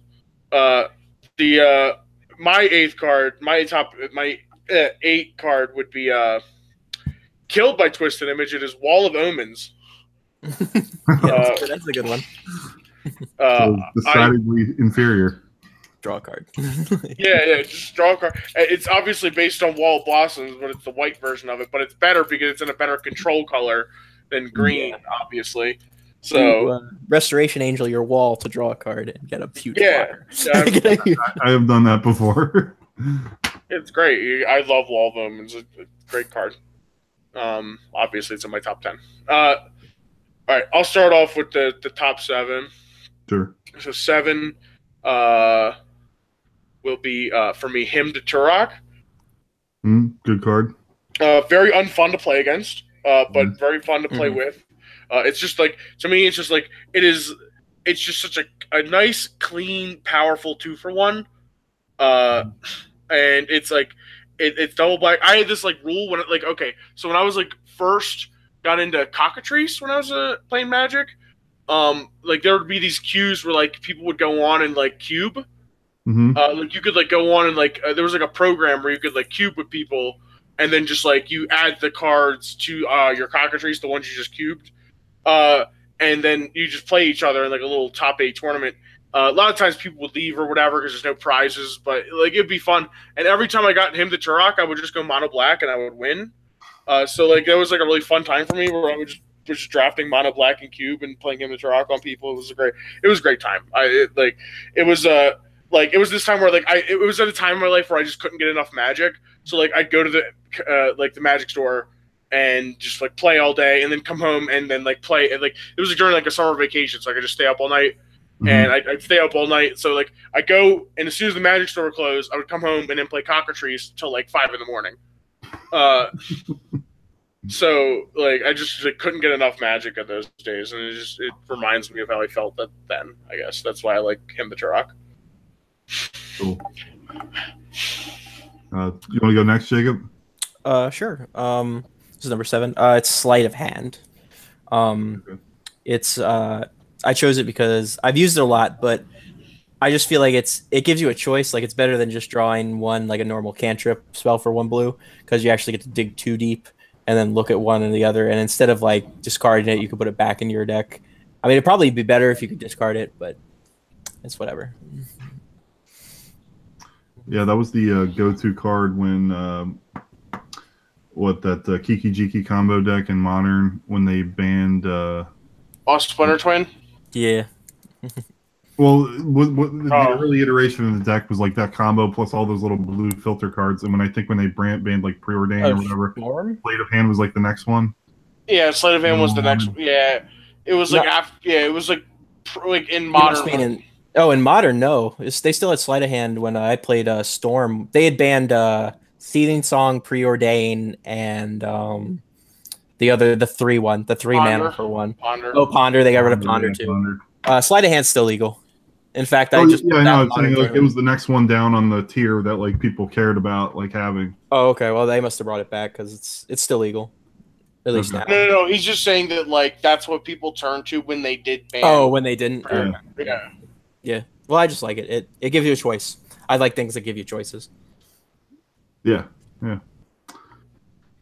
Is it my turn now? Yeah, I'm gonna guess this next one's gonna be Sarah Angel.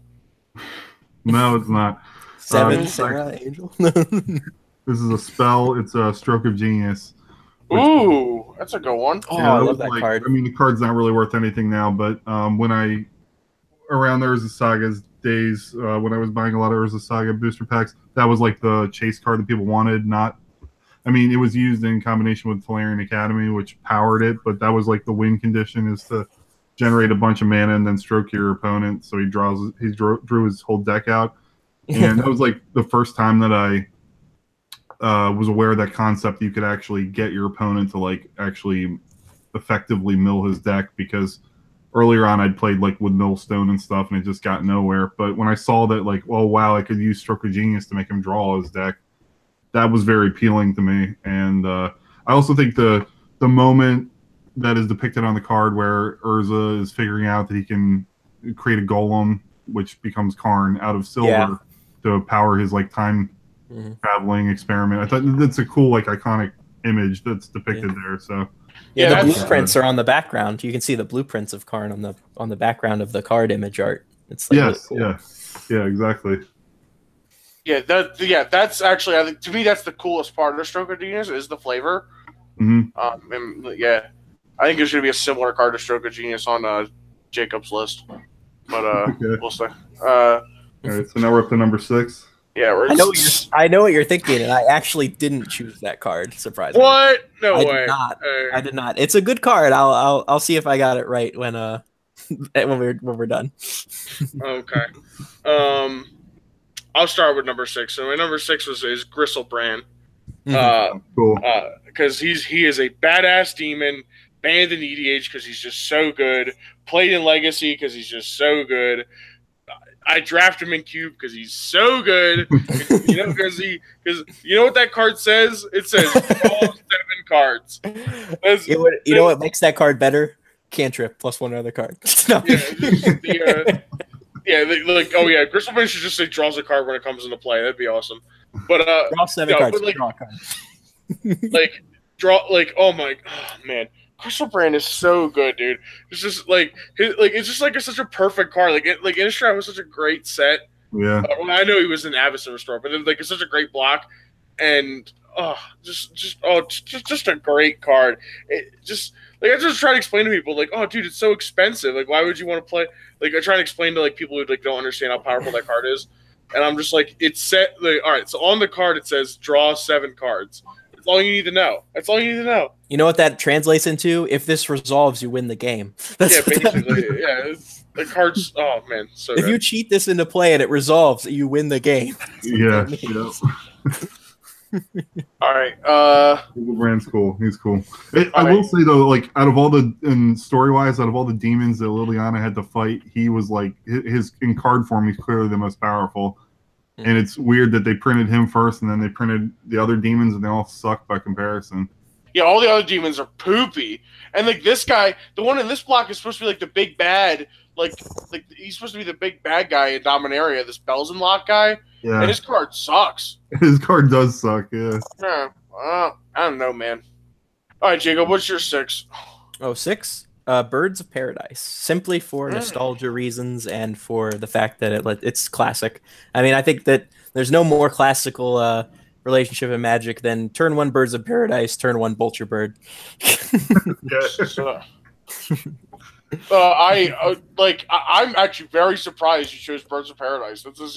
I'm actually really cool. I'm really happy you chose that card. Birds of Paradise is a great one. Of course, the Ravnica artwork is the best artwork.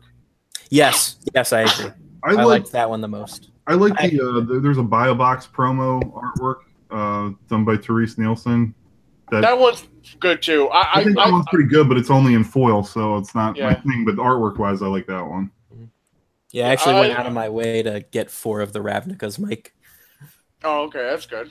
Yeah, like I had the choice to get the others, but I was like, no, I want these. There you go. RC. A great card. Number 6 is also from Urza Saga, Show and Tell. Which, I liked this card before it was cool. So before Emrakul was printed, I liked Show and Tell. It tells you where my head was at. But I just like the flavor of it. It's like, it's just let's see what I have and let's see what you have, and it was cool. And I thought the artwork was really weird, and Yeah, I actually have like 5 or 6 copies of that card from Urza Saga. Really? That's cool. Yeah, I was collecting them back in the day before they like jumped up to like $60 or whatever. Now, of course, they've fallen back down because it was reprinted in Conspiracy, right? The second. Yeah. But that one I was hoarding that card for a while. That one, that's actually my favorite version of that card, just because of the flavor text, where it's like, hide and seek it, or no, show and tell quickly became at the academy, hide and go seek. It's referencing like to run and hide, run and hide. Run it's just and a giant golem, like just coming after him. He's like, oh shit. I mean, we actually look back at the old artwork, that like weird tentacle eyeball monster that's coming out of his like satchel. Yeah, you could say like, hey, maybe that's like an early Eldrazi or something, you know, like kind of looks like that.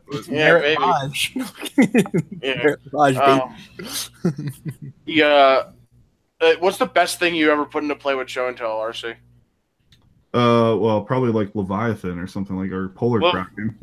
That's probably what I used it with. I don't play in like modern or legacy tournaments or anything, or you know, it's not on my. No, that's why I was interested in what it was, because I wanted to hear what crazy thing you put in. Oh, just a big sea monster. Just a big sea monster. Okay. That destroys my own lands. Okay. All right. Number 5. Are we still on 6? I think you guys need to. We are on 6, yes. Yeah, but I thought we all gave our 6s. I gave birds. He gave show and tell. You gave birds. He gave show and tell. I gave Gristlebrand. Oh yeah, you started first. All right, so it's 5. So 5. Let's go Jacob first. Bloodbraid Elf. Bloodbraid. That card is ridiculous. I told Mike, I'm like, when they unbanned Jace and Bloodbraid Elf, everyone's like, oh, Jace got unbanned, and I'm just like, okay. But they unbanned Bloodbraid Elf, and they're like, yeah, whatever. I'm like, you don't understand. That card goes from you being at 2 life and nothing on the field, about to lose the game, to casting that card and winning the game and dealing like 23 damage to your opponent. Like, I've seen it happen. I think I watched Mike do it in a cube. Like, it's just, you don't understand. Like, Bloodbraid Elf's a pretty good card. So what are you resolving with Bloodbraid Elf when she cascades? Like, what is doing 23 damage? It was was it you, Mike? It was, or maybe it was Kirby. I was watching someone play MTGO and they were doing the cube, and the cube of that block, and he's losing. He's at 2 life. His opponent has like 18 life and has like 3 creatures on the field, and he taps out to attack, and he's like, oh well, he's got nothing left. He's about to draw 1 card. So his opponent thought he was safe. Mm-hmm. So he casts Bloodbraid Elf, and Bloodbraid Elf's into like some cards from the block that give all creatures like haste, and like also gives them like +1/+1, and he got like 2 more creatures. I don't remember exactly how it worked. It was something weird. Oh yeah, it was Alara flashback drafts. Yeah. Oh, it was what's that card called? Oh, there is a card that does it. It gives everything like +1/+1 trample and haste or something. Mm-hmm. It didn't even need the trample because he tapped out to attack you. Yeah, it was. Oh man. Anyway, you did like 23 or 25. He did 23 or 25 damage and just won. Like, he went from 2 life to 18 to winning the game. Like, just casting Bloodbraid Elf in an Alara draft. I was like, that card should never be unbanned in Modern. And then they unbanned it because of Jace. They're like, God damn it. But fun fact, there was a Modern GP that ended today, and there were 0 copies of Bloodbraid or Jace the Mind Sculptor in the top 8. Wow. I would not guess that. I don't think they've solved it yet. I feel like the card's just too powerful. Apparently that strategy that you've been talking about, RC, the hollow one, apparently that deck's really good. Yeah. I was talking to my coworker who follows the older formats more, and he said that's like one of the 5 strongest decks. In Modern, yeah. Like I don't like the fact that an Almond Kite card is good. It shouldn't be. It shouldn't be allowed. But you know, what can you do? I heard Goblin Tutor is shot up in price because of the deck, and it's like from Goblin Lore. You mean? Goblin Tutor. Goblin Tutor. Yeah, let's like draw 3, discard 3, or something like that. No. It's draw 4, discard 3 at random. Yeah. Right. It's Goblin Lore is the name of the card. It was a 10th edition. Okay. Yeah, I mean, I think it was an older version, but I think the 10th edition is what made it modern legal. Okay. All right, RC, you got 5? Yeah, number 5. You want to do yours, Mike? Oh, okay, I'll do 5. So number 5 for me is Nicol Bolas Planeswalker. He is, like I've told people multiple times, I love that card. Whenever I see him in Cube, I want to play him. It's such a perfect, like, he's evil. I love the character of Nicol Bolas, such a cool character. I could be playing like a green-white like aggro deck in Cube and drafting that, and then I see Nicol Bolas and I'll be like, oh, I guess we're 5-color now, because I just love playing that card. I just like. I play like Grixis control decks in Cube and just draft them to play them. Like, I have like no mana ramp, so I'm just hoping I make 8 land drops throughout the game just to play this guy. But it happens, man. I love Nicol Bolas Planeswalker. It's a great card. I've been looking at my Nicol Bolas God Pharaoh. In fact, I have him in front of me right now, and like I keep going back and forth. I'm like, do I want the Nicol Bolas Planeswalker or the God Pharaoh in my cube? Because I only want one version of each Planeswalker. And as much as I'd like the God Pharaoh to be awesome, I do think his original Planeswalker card is the strongest iteration. For sure, he's just so good. I love it. Yeah, he's very powerful. It's cool. My number 5 is Counterspell, classic card. Ooh, that's a good one. What's your favorite art for Counterspell? Yeah, I don't know. I like Counterspell, but I've always liked countering whatever my opponent's doing. And I was definitely more heavily centered in blue when I was during my earlier years of Magic. Now I'd say like I kind of like all the colors in different ways, but Counterspell's like the quintessential blue card. Oh yeah, no, it's like the blue card. Yeah. Get it, blue. That's what it costs. What's your favorite art for Counterspell, RC? I guess recently I like the one where Jace is like sticking his hand out to like cancel spell, but classically I liked the one from Ice Age where the woman's like, it's like a side pose of the woman and wearing like a bikini and she's like dispelling some. That's a really good one, yeah. Yeah. I also like the one with the red wizard who's just like, oh. Making that weird, yeah. He's like, hey. It's like that. Yeah. Teeth symbol. That's just like. All right, Jacob, number 5. That was spelled Braid Elf. Oh, my bad. Oh, never mind.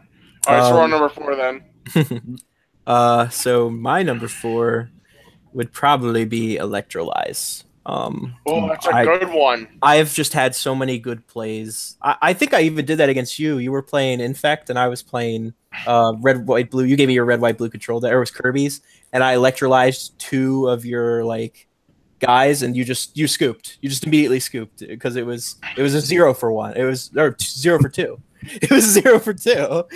I drew a card and killed 2 of your Glistener Elves or something. Yeah, I know. I was not happy about that. So, that's just happened so many times in like Modern in the format. I just love that card. Like, it is so good. It's a powerful card. Yeah.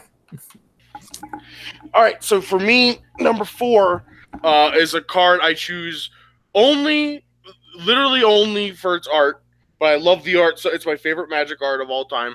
Mm-hmm. It is the card called Joyous Respite. Oh, really? Yeah. Yeah, please look it up. It is Rebecca Guay art. Oh, okay. And I love it. It's beautiful. It's great art. The card sucks. It's a very bad card, but I love the art.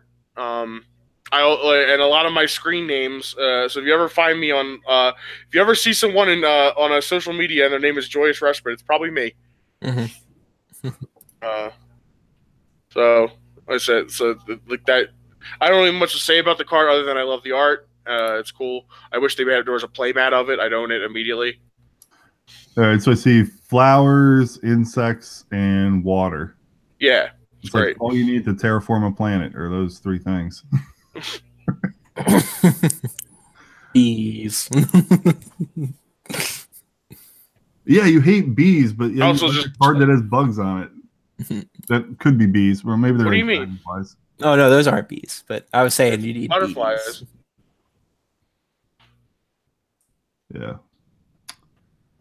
Okay. Well, yeah. Okay. Looks like this card is rated 1.5 stars. So you're right. Not many people like it. Yeah, not a great card, but I love the art. It's my favorite art on a card. Cool. Great card. All right, number 4 is for you guys. Oh. Oh, you got number 4 already. So yeah. Starcy.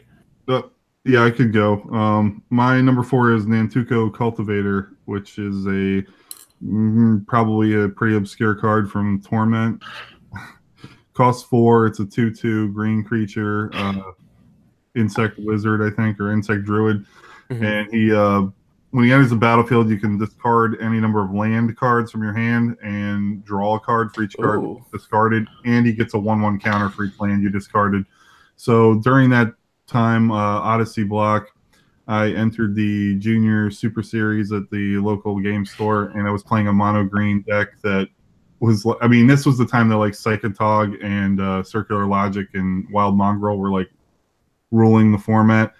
But I played this mono green deck where I was attempting to draw a bunch of lands, discard them, pump up these Nantuko Cultivators, and then eventually play Terravore, which would have Power and Toughness equal to lands in the graveyard and have Trample. And it was just a goofy deck, but I really like that guy.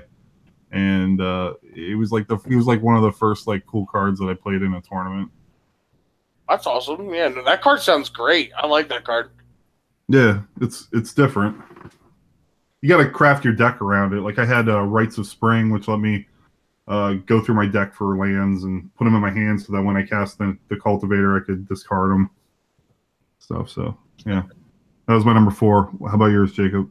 I already gave mine. It was Electrolyze. Oh yeah. I'm sorry, you started. I think we're on 3 now. Number 3. You want to start out number 3? Sure. It's Mana Leak.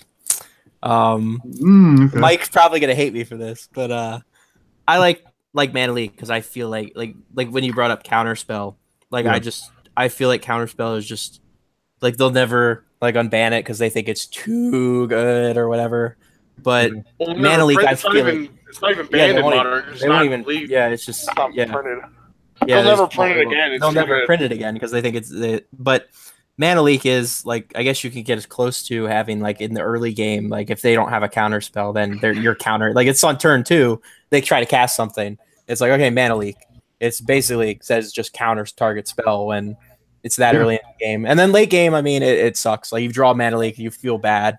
But maybe like if you're in a counter war, it makes your opponent drain 3 mana because they're not going to spend the card for it. And in that case, it's bad. But I feel like it's more fair. If they're so afraid of printing Counterspell because of that, I feel like Mana Leak's better than say Cancel, which is like horrible, horrible card.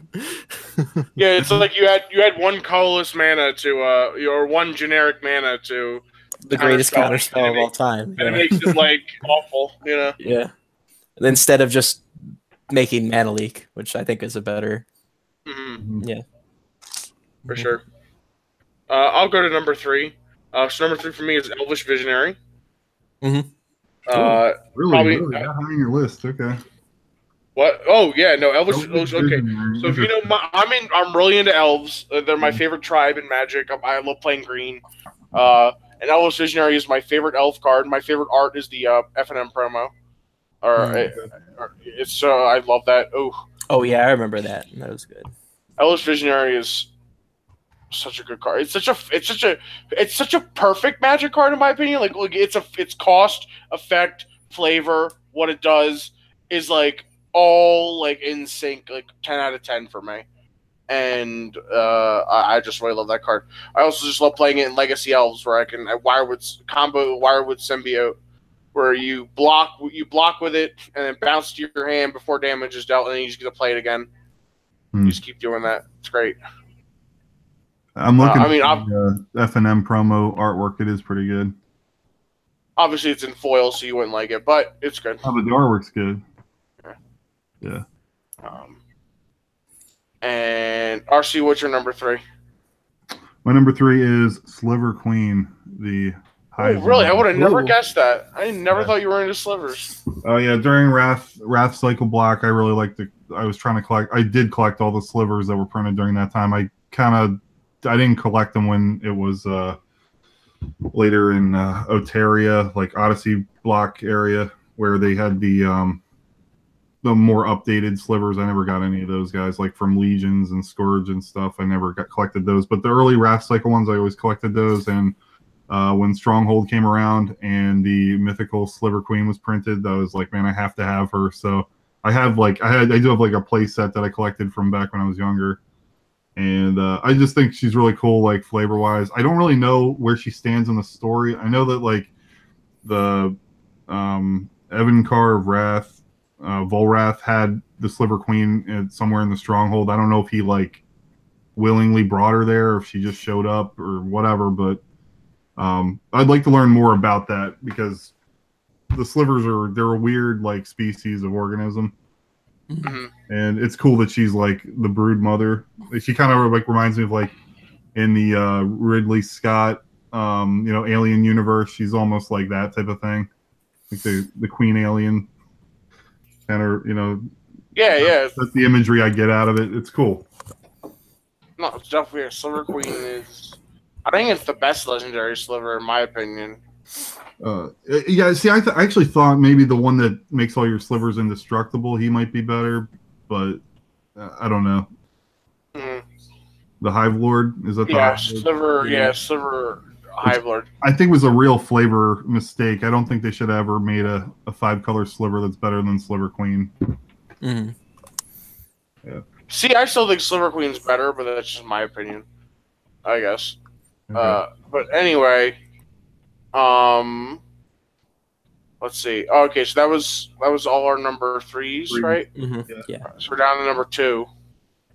All right, so number 2 for me is Cultivate / Kodama's Reach. So I've talked about. I think I talked about this before. I mean, everyone knows I love these cards. I draft them in Cube immediately. They're just so good. Basically, to me, what the card reads is green and 2, draw 4 cards. That's what they read to me. Like to me that's just that to me that's their power level. Like imagine like it's just better than Harmonized. That's just what those cards like to me. That's just that's what those cards are to me. And Kodama's Reach is like such great art. I love the art on Kodama's Reach, and it was like one of the first cards I ever played. I remember like when I was first so I bought like an M10 starter deck when I first started playing. And then I just bought like just random booster packs they had on the wall. And it was actually crazy how cheap booster packs were, even older ones at that time. Yeah. I was $3. Like I was buying like Kamigawa and like Lorwyn packs for just like $4 a pack. Okay. And I bought a bunch of Kamigawa packs because I didn't even look up what the planes I just looked at the art and tried to like piece together what the flavor was from like the art and the flavor text basically. So because I didn't like Google anything of like what was good or what was whatever. So I just like opened them and like I just like saw all these cool stuff, all this cool shit on these cards. Like the Kamis from like Kamigawa were like all so cool. Like they had like all these like crazy art and shit, and I loved it. It was great. And Kodama's Reach was another one. It was just really cool. Love those cards. All right, so I will say that's the first card that I correctly guessed on your list was Cultivate. So. I guess I still have 2 more guesses from Jacob to get one of those right. One of his right, but okay. I finally have one from you, Mike. Okay, there you go. I was actually gonna put that on my list, but then like I realized Mike was gonna put it on there. I love Kodama's Reach just because when I play it, I just never feel bad playing it. Like, I draw that card, I just never feel bad unless it's like I need Lightning Bolt or something. Like it's just so good. Yeah, it's just feel like the only time you feel bad about it is when you need the top deck an answer and you draw that instead. Yeah, that's the only time. But any other time, like it's just a card you want to see in your opening hand every game. Yeah, like it's just so good. Yeah. When I used to play the old they're still on Steam actually. Back in like 2010, or they had the Magic 2012 like Duels of the Planeswalkers or whatever. Like that was like an auto include. Like you're running that card like. Yeah, because it's green and 2, draw 4 cards. That's what they say. Basically. Yeah. That's how good that card is. They'll never print those cards. Like if they print Cultivate again in Standard, I'm breaking my boycott. I'm playing Standard again. Just letting you know. I don't think they ever will. Yeah, they won't. Those cards are too. Oh man. Okay. So what's your number 2? Me or yeah? Go ahead, Jacob. Go ahead. Death Shaman. Oh, nice. Oh, that's an awesome one. As I got when I first got into Magic RC, it was end of Ravnica block, and I met Mike around beginning of Theros, and he was around he hadn't been banned in Modern yet, and I didn't play Modern though. I was just playing Stand. I was playing a jank 3-color Sliver Naya deck at the time because they were still in core set. Sure. And I just heard all these horror stories. People were like, that card needs to be banned. That card is no. And I just looked at it. I'm like, I don't see why this is a big problem. I mean, nobody plays them in Standard because that was my only mindset at the time. And now as I've gotten older, I'm like, oh my God, that card is ridiculous. It's insane. It just attacks all aspects. If you're playing Legacy, Vintage, or Modern, it just attacks all aspects of what you want to do on the first turn. It's almost if you leave that, it's if that card resolves and you don't respond, your opponent wins the game. I mean, it stops graveyard shenanigans. It ramps you. It's just so it's toughness, so it can actually block some of their first attack. Block something, yeah. Why? That's what I was thinking. Why in the world is that card a 1/2? All the shit it does, and it's a 1. And the thing is, it's hybrid mana. It's used. You can play it in mono black or mono green if you had to. If you had to, yeah. Yeah, it fucks with Snapcaster Mage, which was one of the best cards. It fucks with all the graveyard strategies. It's like having what's that artifact that Relic Progenitus? It's like having that on the field almost. It's funny because it's a graveyard hate card that's not even its main function. Nope. It's just an option. It just randomly hates on graveyard cards for no reason. Yeah. The card's so good. All right, that's an honorable mention for me now too. That card's great. That's right, Shaman. Yeah. And he's an elf. and he's an elf. That's the best part. All right, RC, what's your 2? My number 2 is Captain of the Watch.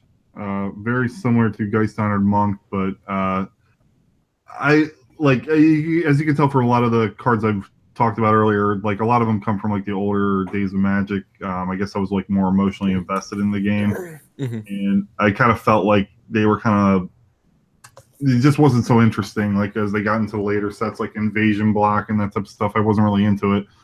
And even through Kamigawa and Ravnica was cool, but no cards that I was super into. And I really loved when they printed M10 and they were trying to recapture the traditional fantasy tropes on cards. And Captain of the Watch stands out to me as this is what the Soldier Lord should be. Even though it's a woman, which isn't traditional, the captain brings the other troops with her and they're all strengthened and stuff. And it's a very cool thematic, well implemented card. Yeah, Captain of the Watch is cool. Yeah. I've seen decks that there's a legacy deck that tries to cheat in and play. Oh really?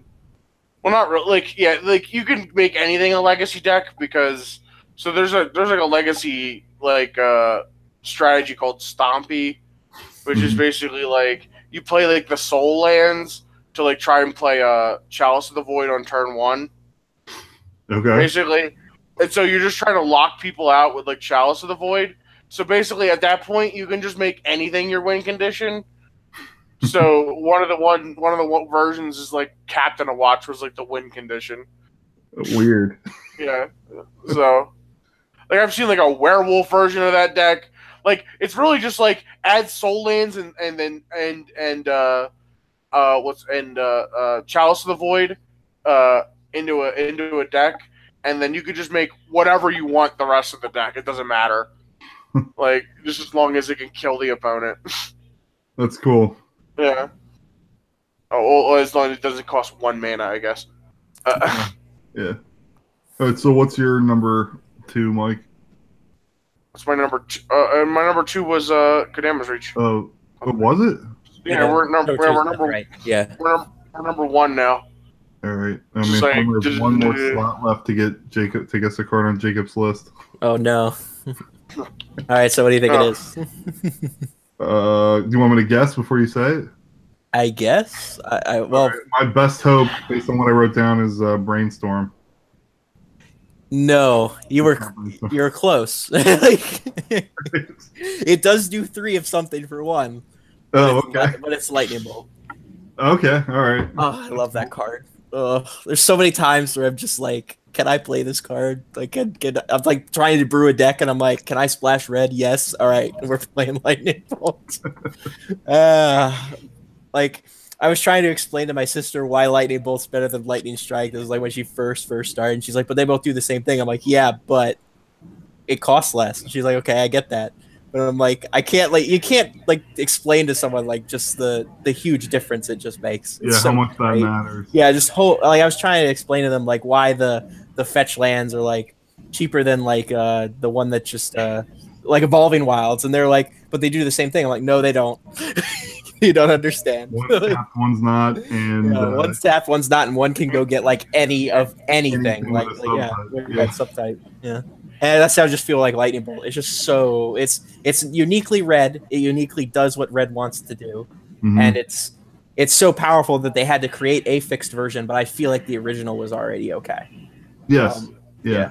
It's supposed to be Red's thing. Yeah. Yeah, I think Lightning Bolt should make a comeback. Lightning Bolt should be in like every set. I don't know why they stopped printing it after. It was M10 was the last set, right, that it was in, and then they just stopped printing it for standard. Yeah. People complain all the time that red is just the weakest color in Magic, and I'm like, well, you took away its best card. That's what it does. Like, no wonder it's bad in standard. Like, yeah, that's something I told Mike this a few times. I wish they would give red more things to do, because I mean it is very powerful when it's just concerned with burn, but it needs more options of like things to do.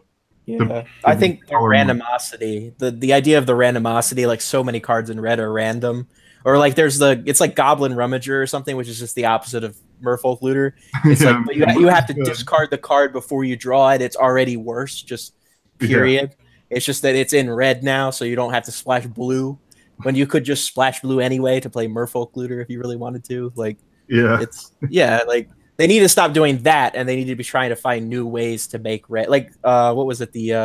Like Prowess. Prowess is a good red ability that also is blue. Like, they attached it to blue as well, but I feel like they should have maybe just made something for red that was just dealing with red. I don't know. I agree with that. Yeah, I agree. That Prowess was close, but then they also gave it to blue. They gave red the whole like draw a card, but you can only cast it this turn thing. Yeah. That can be okay, but it has to be. Yeah, it's not great. Yeah. Just give us Lightning Bolt back. Give the people what they want. You know what I mean? Yeah, they want Lightning Bolt. Just give them. They want bread and circuses. You know. All right. I'll save RCs for last. So I'll do my number one. Mine's pretty lame, but. Okay. Well, mine's like the lamest one. Okay. All right. I bet I can out-lame you. It's Gaia's Cradle, isn't it? No. My number one favorite card of all time is Mana Tithe. I should have seen that coming. Oh, man. Yeah, I guess that one as well. Damn it. That card. Oh, man. I'm getting like half chump right now thinking about it. That card is so good. Remember when we were playing FTGO and you were like, you grafted that card? And then it was like every time you countered someone's spell with it, you said, you must pay the tax, like in the all chat. Pay the tithe. Pay the tithe. Do it. No, you can't do it. Dude, my favorite Mana Tithe story, I think I told this to both. I think you might have been there, Jacob. Like, I just watched this guy cast a time spiral on me. Yes, yep. And time spirals me into Mana Tithe when I have mana open. And then he just taps out his mana to cast a Karn Liberated. And then I just Mana Tithe it. And he just it's his turn. And I just untap and play like Geist of Saint Traff, and he's just dead. So good. It was man. I had so many good Mana Tithe counters. Oh, I love Mana Tithe. They never see it coming ever. They never do. I play it every time in every white deck. It's he has one open white mana. It's like. Yeah, if you're ever playing against me in Cube and I have an open white mana, you could be 100% certain that I have a Mana Tithe in my hand. 100%. It always happens. Yeah, you'll think that like, oh, he can't have it this time. No, I do. I always do. You drew it like every game when I was watching you. I was just like, well, oh yeah, no, the card, dude. I'm telling you, I'm blessed by the card, by God Himself. Like literally, I draw it every game, and I get to use it every game. It's so good. There was even like some games where it's like, well, our hand's not that good, but we have mana tithe, so we're going for it. Like, yeah, I know. Yeah, I've like mana tithe people's like Liliana's in the Veil, and like I think that card's actually underplayed in Modern. That card should see more play in Modern, in my opinion. But what do I know? Probably is. So, what do you think the difference, like as far as like goodness goes? What's the difference between Mana Tithe and Force Spike? Because everybody would expect there to be something in blue, and you leave one blue on tap. So yeah, people never see the Mana Tithe coming. That's the thing. Also, Force Spike's not legal in Modern. okay, Mana Tithe is? Oh my god! Mana Tithe is. Well, yeah, Force Spike was never printed in a Modern legal set. But Mana Tithe was in Planar Chaos, which is a Modern legal set. So it's crazy. And actually, like I feel like blue-white decks should just play Mana Tithe because it gives them access to Force Spike. But you know, what can you do? All right. I love the art. Yeah. Yeah, man. Oh, and the freaking I think the flavor text is great too. What does the flavor text say? It's like those who seek to upset the balance must be taxed for such ambitions. Yeah, exactly. Mesa High Priest. like literally just like pay the tax for your ambitions. Pay the tax for your ambitions. Oh and then man! It just shows the freaking like rocket coin coming down, like to blow up the the thing he's standing on. He's like, "Oh shit!" It's flown up. Oh yeah, okay, so that's what's going on. All right, now I understand the artwork. Mm-hmm. That's cool. There's also like one of those like player rewards versions of that card, but I don't think I've ever seen one in person. Where it's like textless. They don't even put the rules text on there. Yeah, I've seen those before. Man, it's the what was it called? It was the judge promos. No, those are player rewards. Player rewards. They took those away because they're like, we don't want to reward our players anymore. Nope. So. Yeah, I see it. It doesn't look anything like the. It looks like a candle with a coin as the flame or something. Yeah. Yeah, it's weird. Yeah, it's weird. I like it. The original artwork's the best, obviously. But also, there's the mana leak, which is like the guy from Kamigawa, like breathing out smoke or something. Yeah, green slime or green. Yeah, this green slime. Yeah. Well, that's a good. I should have guessed that, Mike, because I forgot how much you love that card. Yeah, that's like, oh god, I love that card. I'll make that the background on my computer right now, actually. All right, RC, take us home. It's gonna probably give the people what they've been waiting for. All right. Mental misstep. You're gonna want to throw right. My number one card is actually Island. Believe it or not, the land. Hey, the land. So you mean the secret 10th power, right? All right, RC. The reason is not what you think. Okay, most people would say, "Oh, I like Island because they're trying to be cute and like blue's the best color, and you can't do blue without islands." That's not the reason I'm saying Island. I'm saying Island specifically the island from Portal, original Portal, the artwork on the Island card, because I bought a little starter deck of Portal, and I was looking at the artwork, and the artwork in Portal was so awesome, and this was before I even like really knew how to play the game, and I'm like looking at the cards, and I'm looking at Island, and then I'm looking at like some blue creatures, and I'm like putting it together that the blue creatures are somehow related to the island, and it like something clicked in my head where like I was like, wow, this is a really cool game, and my imagination like was carried by the artwork on Island, because I was like thinking about this like magical world where this like island that's not based in the real world is like somehow summoning these creatures, and that was like a moment that got me hooked into the game. So oh no, I get you. Mike could probably could confirm this. Remember when I had that Ravnica island that I loved so much? I still have them. I have like 50 of them. You remember that? Oh yeah. Yeah, it was so there was a basic island in Return to Ravnica that was done by Young Hao Han. He also did the art for Elspeth in Theros. I love that art so much that whenever I have basic islands in the deck, I don't run full arts. I run that island from Return to Ravnica. Return to Ravnica. Okay, I'm gonna look this up, man. It's you can just type in Return to Ravnica island card, and it's like the first one that comes up. It's the one with all of like the towers and like the canals that are like in the air. It's really cool. I think it's like the Azorius Senate or something. But I just love that card. Oh, is it? Yeah, this one's like the aqueducts, right? Yeah, it's the aqueducts, and they're just like boats in them. It's so cool. Yeah, that's. I mean, that's really pretty. Mm-hmm. Yeah, but I went so insane with it. I was like, Mike, give me all of the islands that you have that are this card. I have like 50 of them in a box somewhere. That's cool. Yeah, this is definitely the best island printed in Return to Ravnica, and it's a great because if you look at the other Return to Ravnica islands, I'm looking at them now. They're like cartoony and dumb looking. Yeah, but this one's just like grounded and like real. Like I like this one. It's good. Yeah. Like this one, there's the one by Richard Wright that looks like freaking gothic. Like he was going for like Gotham. Like, and then like there's another one right next to it that's just all cartoony and weird. I'm just like, okay, I like this one. The one, island number 4, if you're on Gather, by John Avon, it looks like a sci-fi world where there's like. Yeah, it does. It doesn't look fantastical. Yeah, it's like we got realism, then sci-fi, then Gotham City, and then we got whatever this abstract piece of shit is. Stupid Adam Paquette. Yeah, I guess. Man, I don't even know if. I guess one of my favorite island is the one from Original Zendikar. Original Zendikar. Ooh. So hold on, let me find it. Island. So let me sort by set. Oh, this was the full arts, right?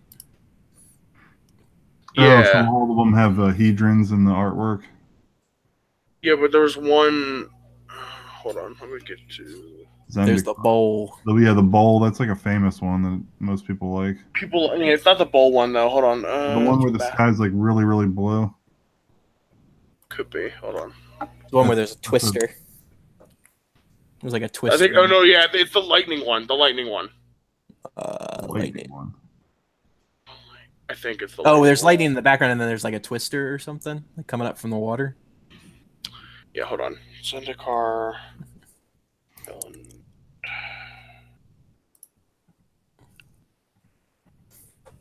Well, I think the artwork on Basic Land. Yeah, this one. Yeah, the one with the twister with the. Oh, okay, yeah, that's like the first one that came up. All right, yeah, that one's looks great. Really cool. It looks very like mean and like all the art from this block felt just really like the lands just because they focus so much on them. I guess they look so like just jagged and like realistic. Like they went for a really realism like as far as like fantasy world with floating islands can get. Yeah. They went really realistic and harsh with the art on this one. I feel like it's really nice. Yeah. Everything looks very treacherous. Yeah, they made it feel like it's a world of land. Like it's the ideas or the plane of like treacherous landscapes, so to say. Yeah. While we're talking about Basic Land, my favorite Basic Land art is a forest also in Original Zendikar by Veronique Mangold, I think is how her name is pronounced. Mm-hmm. It's just like look up Forest Zendikar. It's probably the first one. What was her name? Veronique Marigold. Oh, okay, yeah. The trees are like floating in the air. Yeah, they're like floating above the water. It's cool. I love that art. I love that forest. Oh man. Please tell us what your favorite Basic Lands are by emailing the show. Comment down below. Right. It's the GCAP podcast, GCAP PODCAST at gmail.com. Tell us how. And you can reach Jacob at Jacob. Sorry, I couldn't think of a joke. All right, forget it. Tell us in the comments how degenerate our lists were and what you would have changed. How wrong we are. How wrong we are. Yeah, tell me how wrong I am for putting Wall of Lemons in my top 10 favorite cards of all time. Hey, Hey, it's an okay card. I will give you that. It's pretty good. I can't even make the excuse of twisted imaging it because you already got to draw the card. So yeah, I know it's still one. It's still 1-for-1. Yeah, sure. still 1-for-1. I get the card no matter what. Yep. So you're basically mana tiding him because he has to pay that 1 mana to cast the twisted image. Here's what I'm surprised by. RC is the one thing I guess would be on your list that was not there was Pithing Needle. Oh well, yeah. I mean, the card's cool, but I don't like it. And what was it that you thought I had that on my list, Mike? Oh, okay. Well, okay. I knew nothing about you, of course, Jacob. But on what you said, you're like, okay, you've been playing Magic for 5 years. So I was looking at the sets that were around 5 years ago, and I of course later you said Deathrite Shaman, but I guessed Niv Mizzet just because he's like an iconic.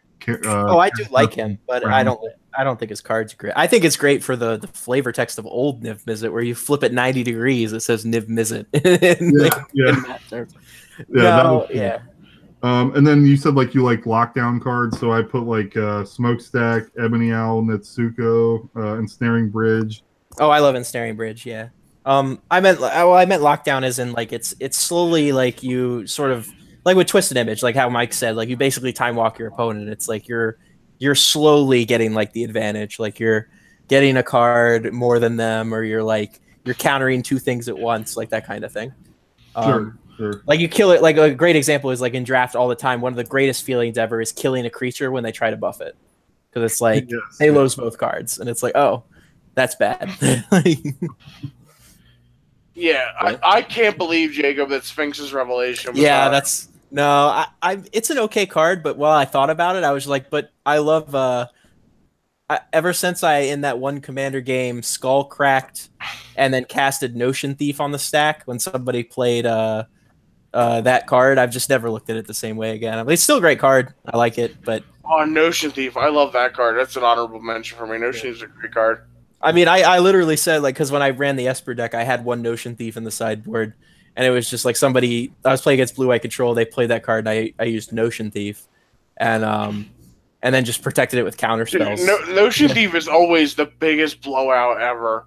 Yeah. Like, it's oh my god. It's like, what's better than revving for 7? It's like casting Skullcrack and then casting Notion Thief on the stack. And then drawing for 7. That's great. The best, you Notion Thief a Brainstorm, so that you draw the 3 cards, and then they still have to put 2 cards from their hand back on top of their deck, even though they didn't draw any. Yep. It's so good. It's the best. And you do it. The best part is you do it in response to a Jace the Mind Sculptor Brainstorm. So not only do they not get any cards and they have to put cards back, you just kill their Jace the Mind Sculptor with your Notion Thief the next turn. Yeah, I love it. I wanted to put him as my honorable mention, but then I wanted to do the I wanted to put Jace as my honorable mention, so I was like, all right, which one? I think Jace is better still, but Notion. I've just seen such degenerate stuff with Notion Thief that I have a soft spot in my heart for him. He wasn't actually played in like standard, was he? When he was he was a he was a sideboard in each card. He was very rare. You never really saw him. I only ran him because I ran an Esper's Toolbox deck, and I just wanted one because it fucked with mono black, so they couldn't use Underworld Connections. That was the only reason I ran it. So like they would like tap their whatever, like on turn 4, like they do a bunch of stuff, and they're like, okay, I'll draw a card on their turn. And I would just be like, Notion Thief, I'm going to take that card, and you can't use it anymore. That was the only reason I ran it. Okay. But I mean, Sphinx's Revelation was like everywhere. It's weird that nobody was playing Notion Thief to counteract it. It just costed too much mana. Yeah, if it was like 3, I could have probably seen it. I did do it once. I did. You know that guy in the club with us when I had he was playing Blue White Control for the whole block, and I Notion Thiefed him one time for like he casted like for 4. And I Notion Thiefed him, and he was like, "Oh, I scoop," because I beat him in the counterspell war. Nice.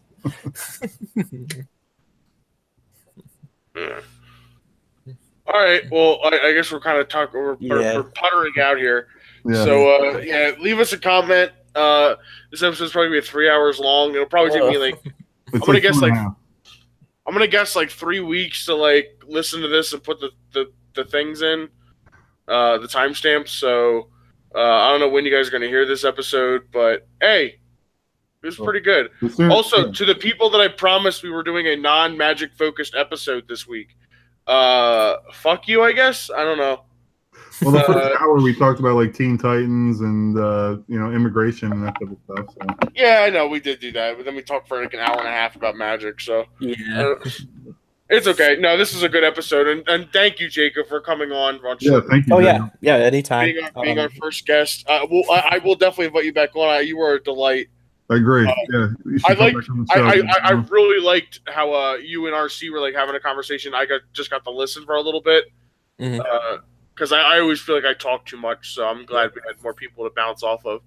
And thanks for having my question in, because I've been debating that a lot with like a lot of people. I've been asking them, how do you feel like being older now, looking back on like school, like how you feel about that whole like worldview, those two worldviews, and I've gotten some really interesting answers. And then I tell them my view, and they're like, "That's actually really interesting." So I was hoping you guys would like that question. Yeah. That was good. Have more for us later. That'd be great. Yep. Thank you for having me on. Not a problem, man. We'll do it again. Not of course now, but after the show, maybe we can exchange info and maybe we'll play some Android Netrunner at some point. All right. I'll have to get the cards though. Yeah, I'm gonna need you guys to. I'm gonna need you guys to exchange your information right now, live on the air. Okay. All right. So that way we can dodge you. All right. So Jacob's phone number is 3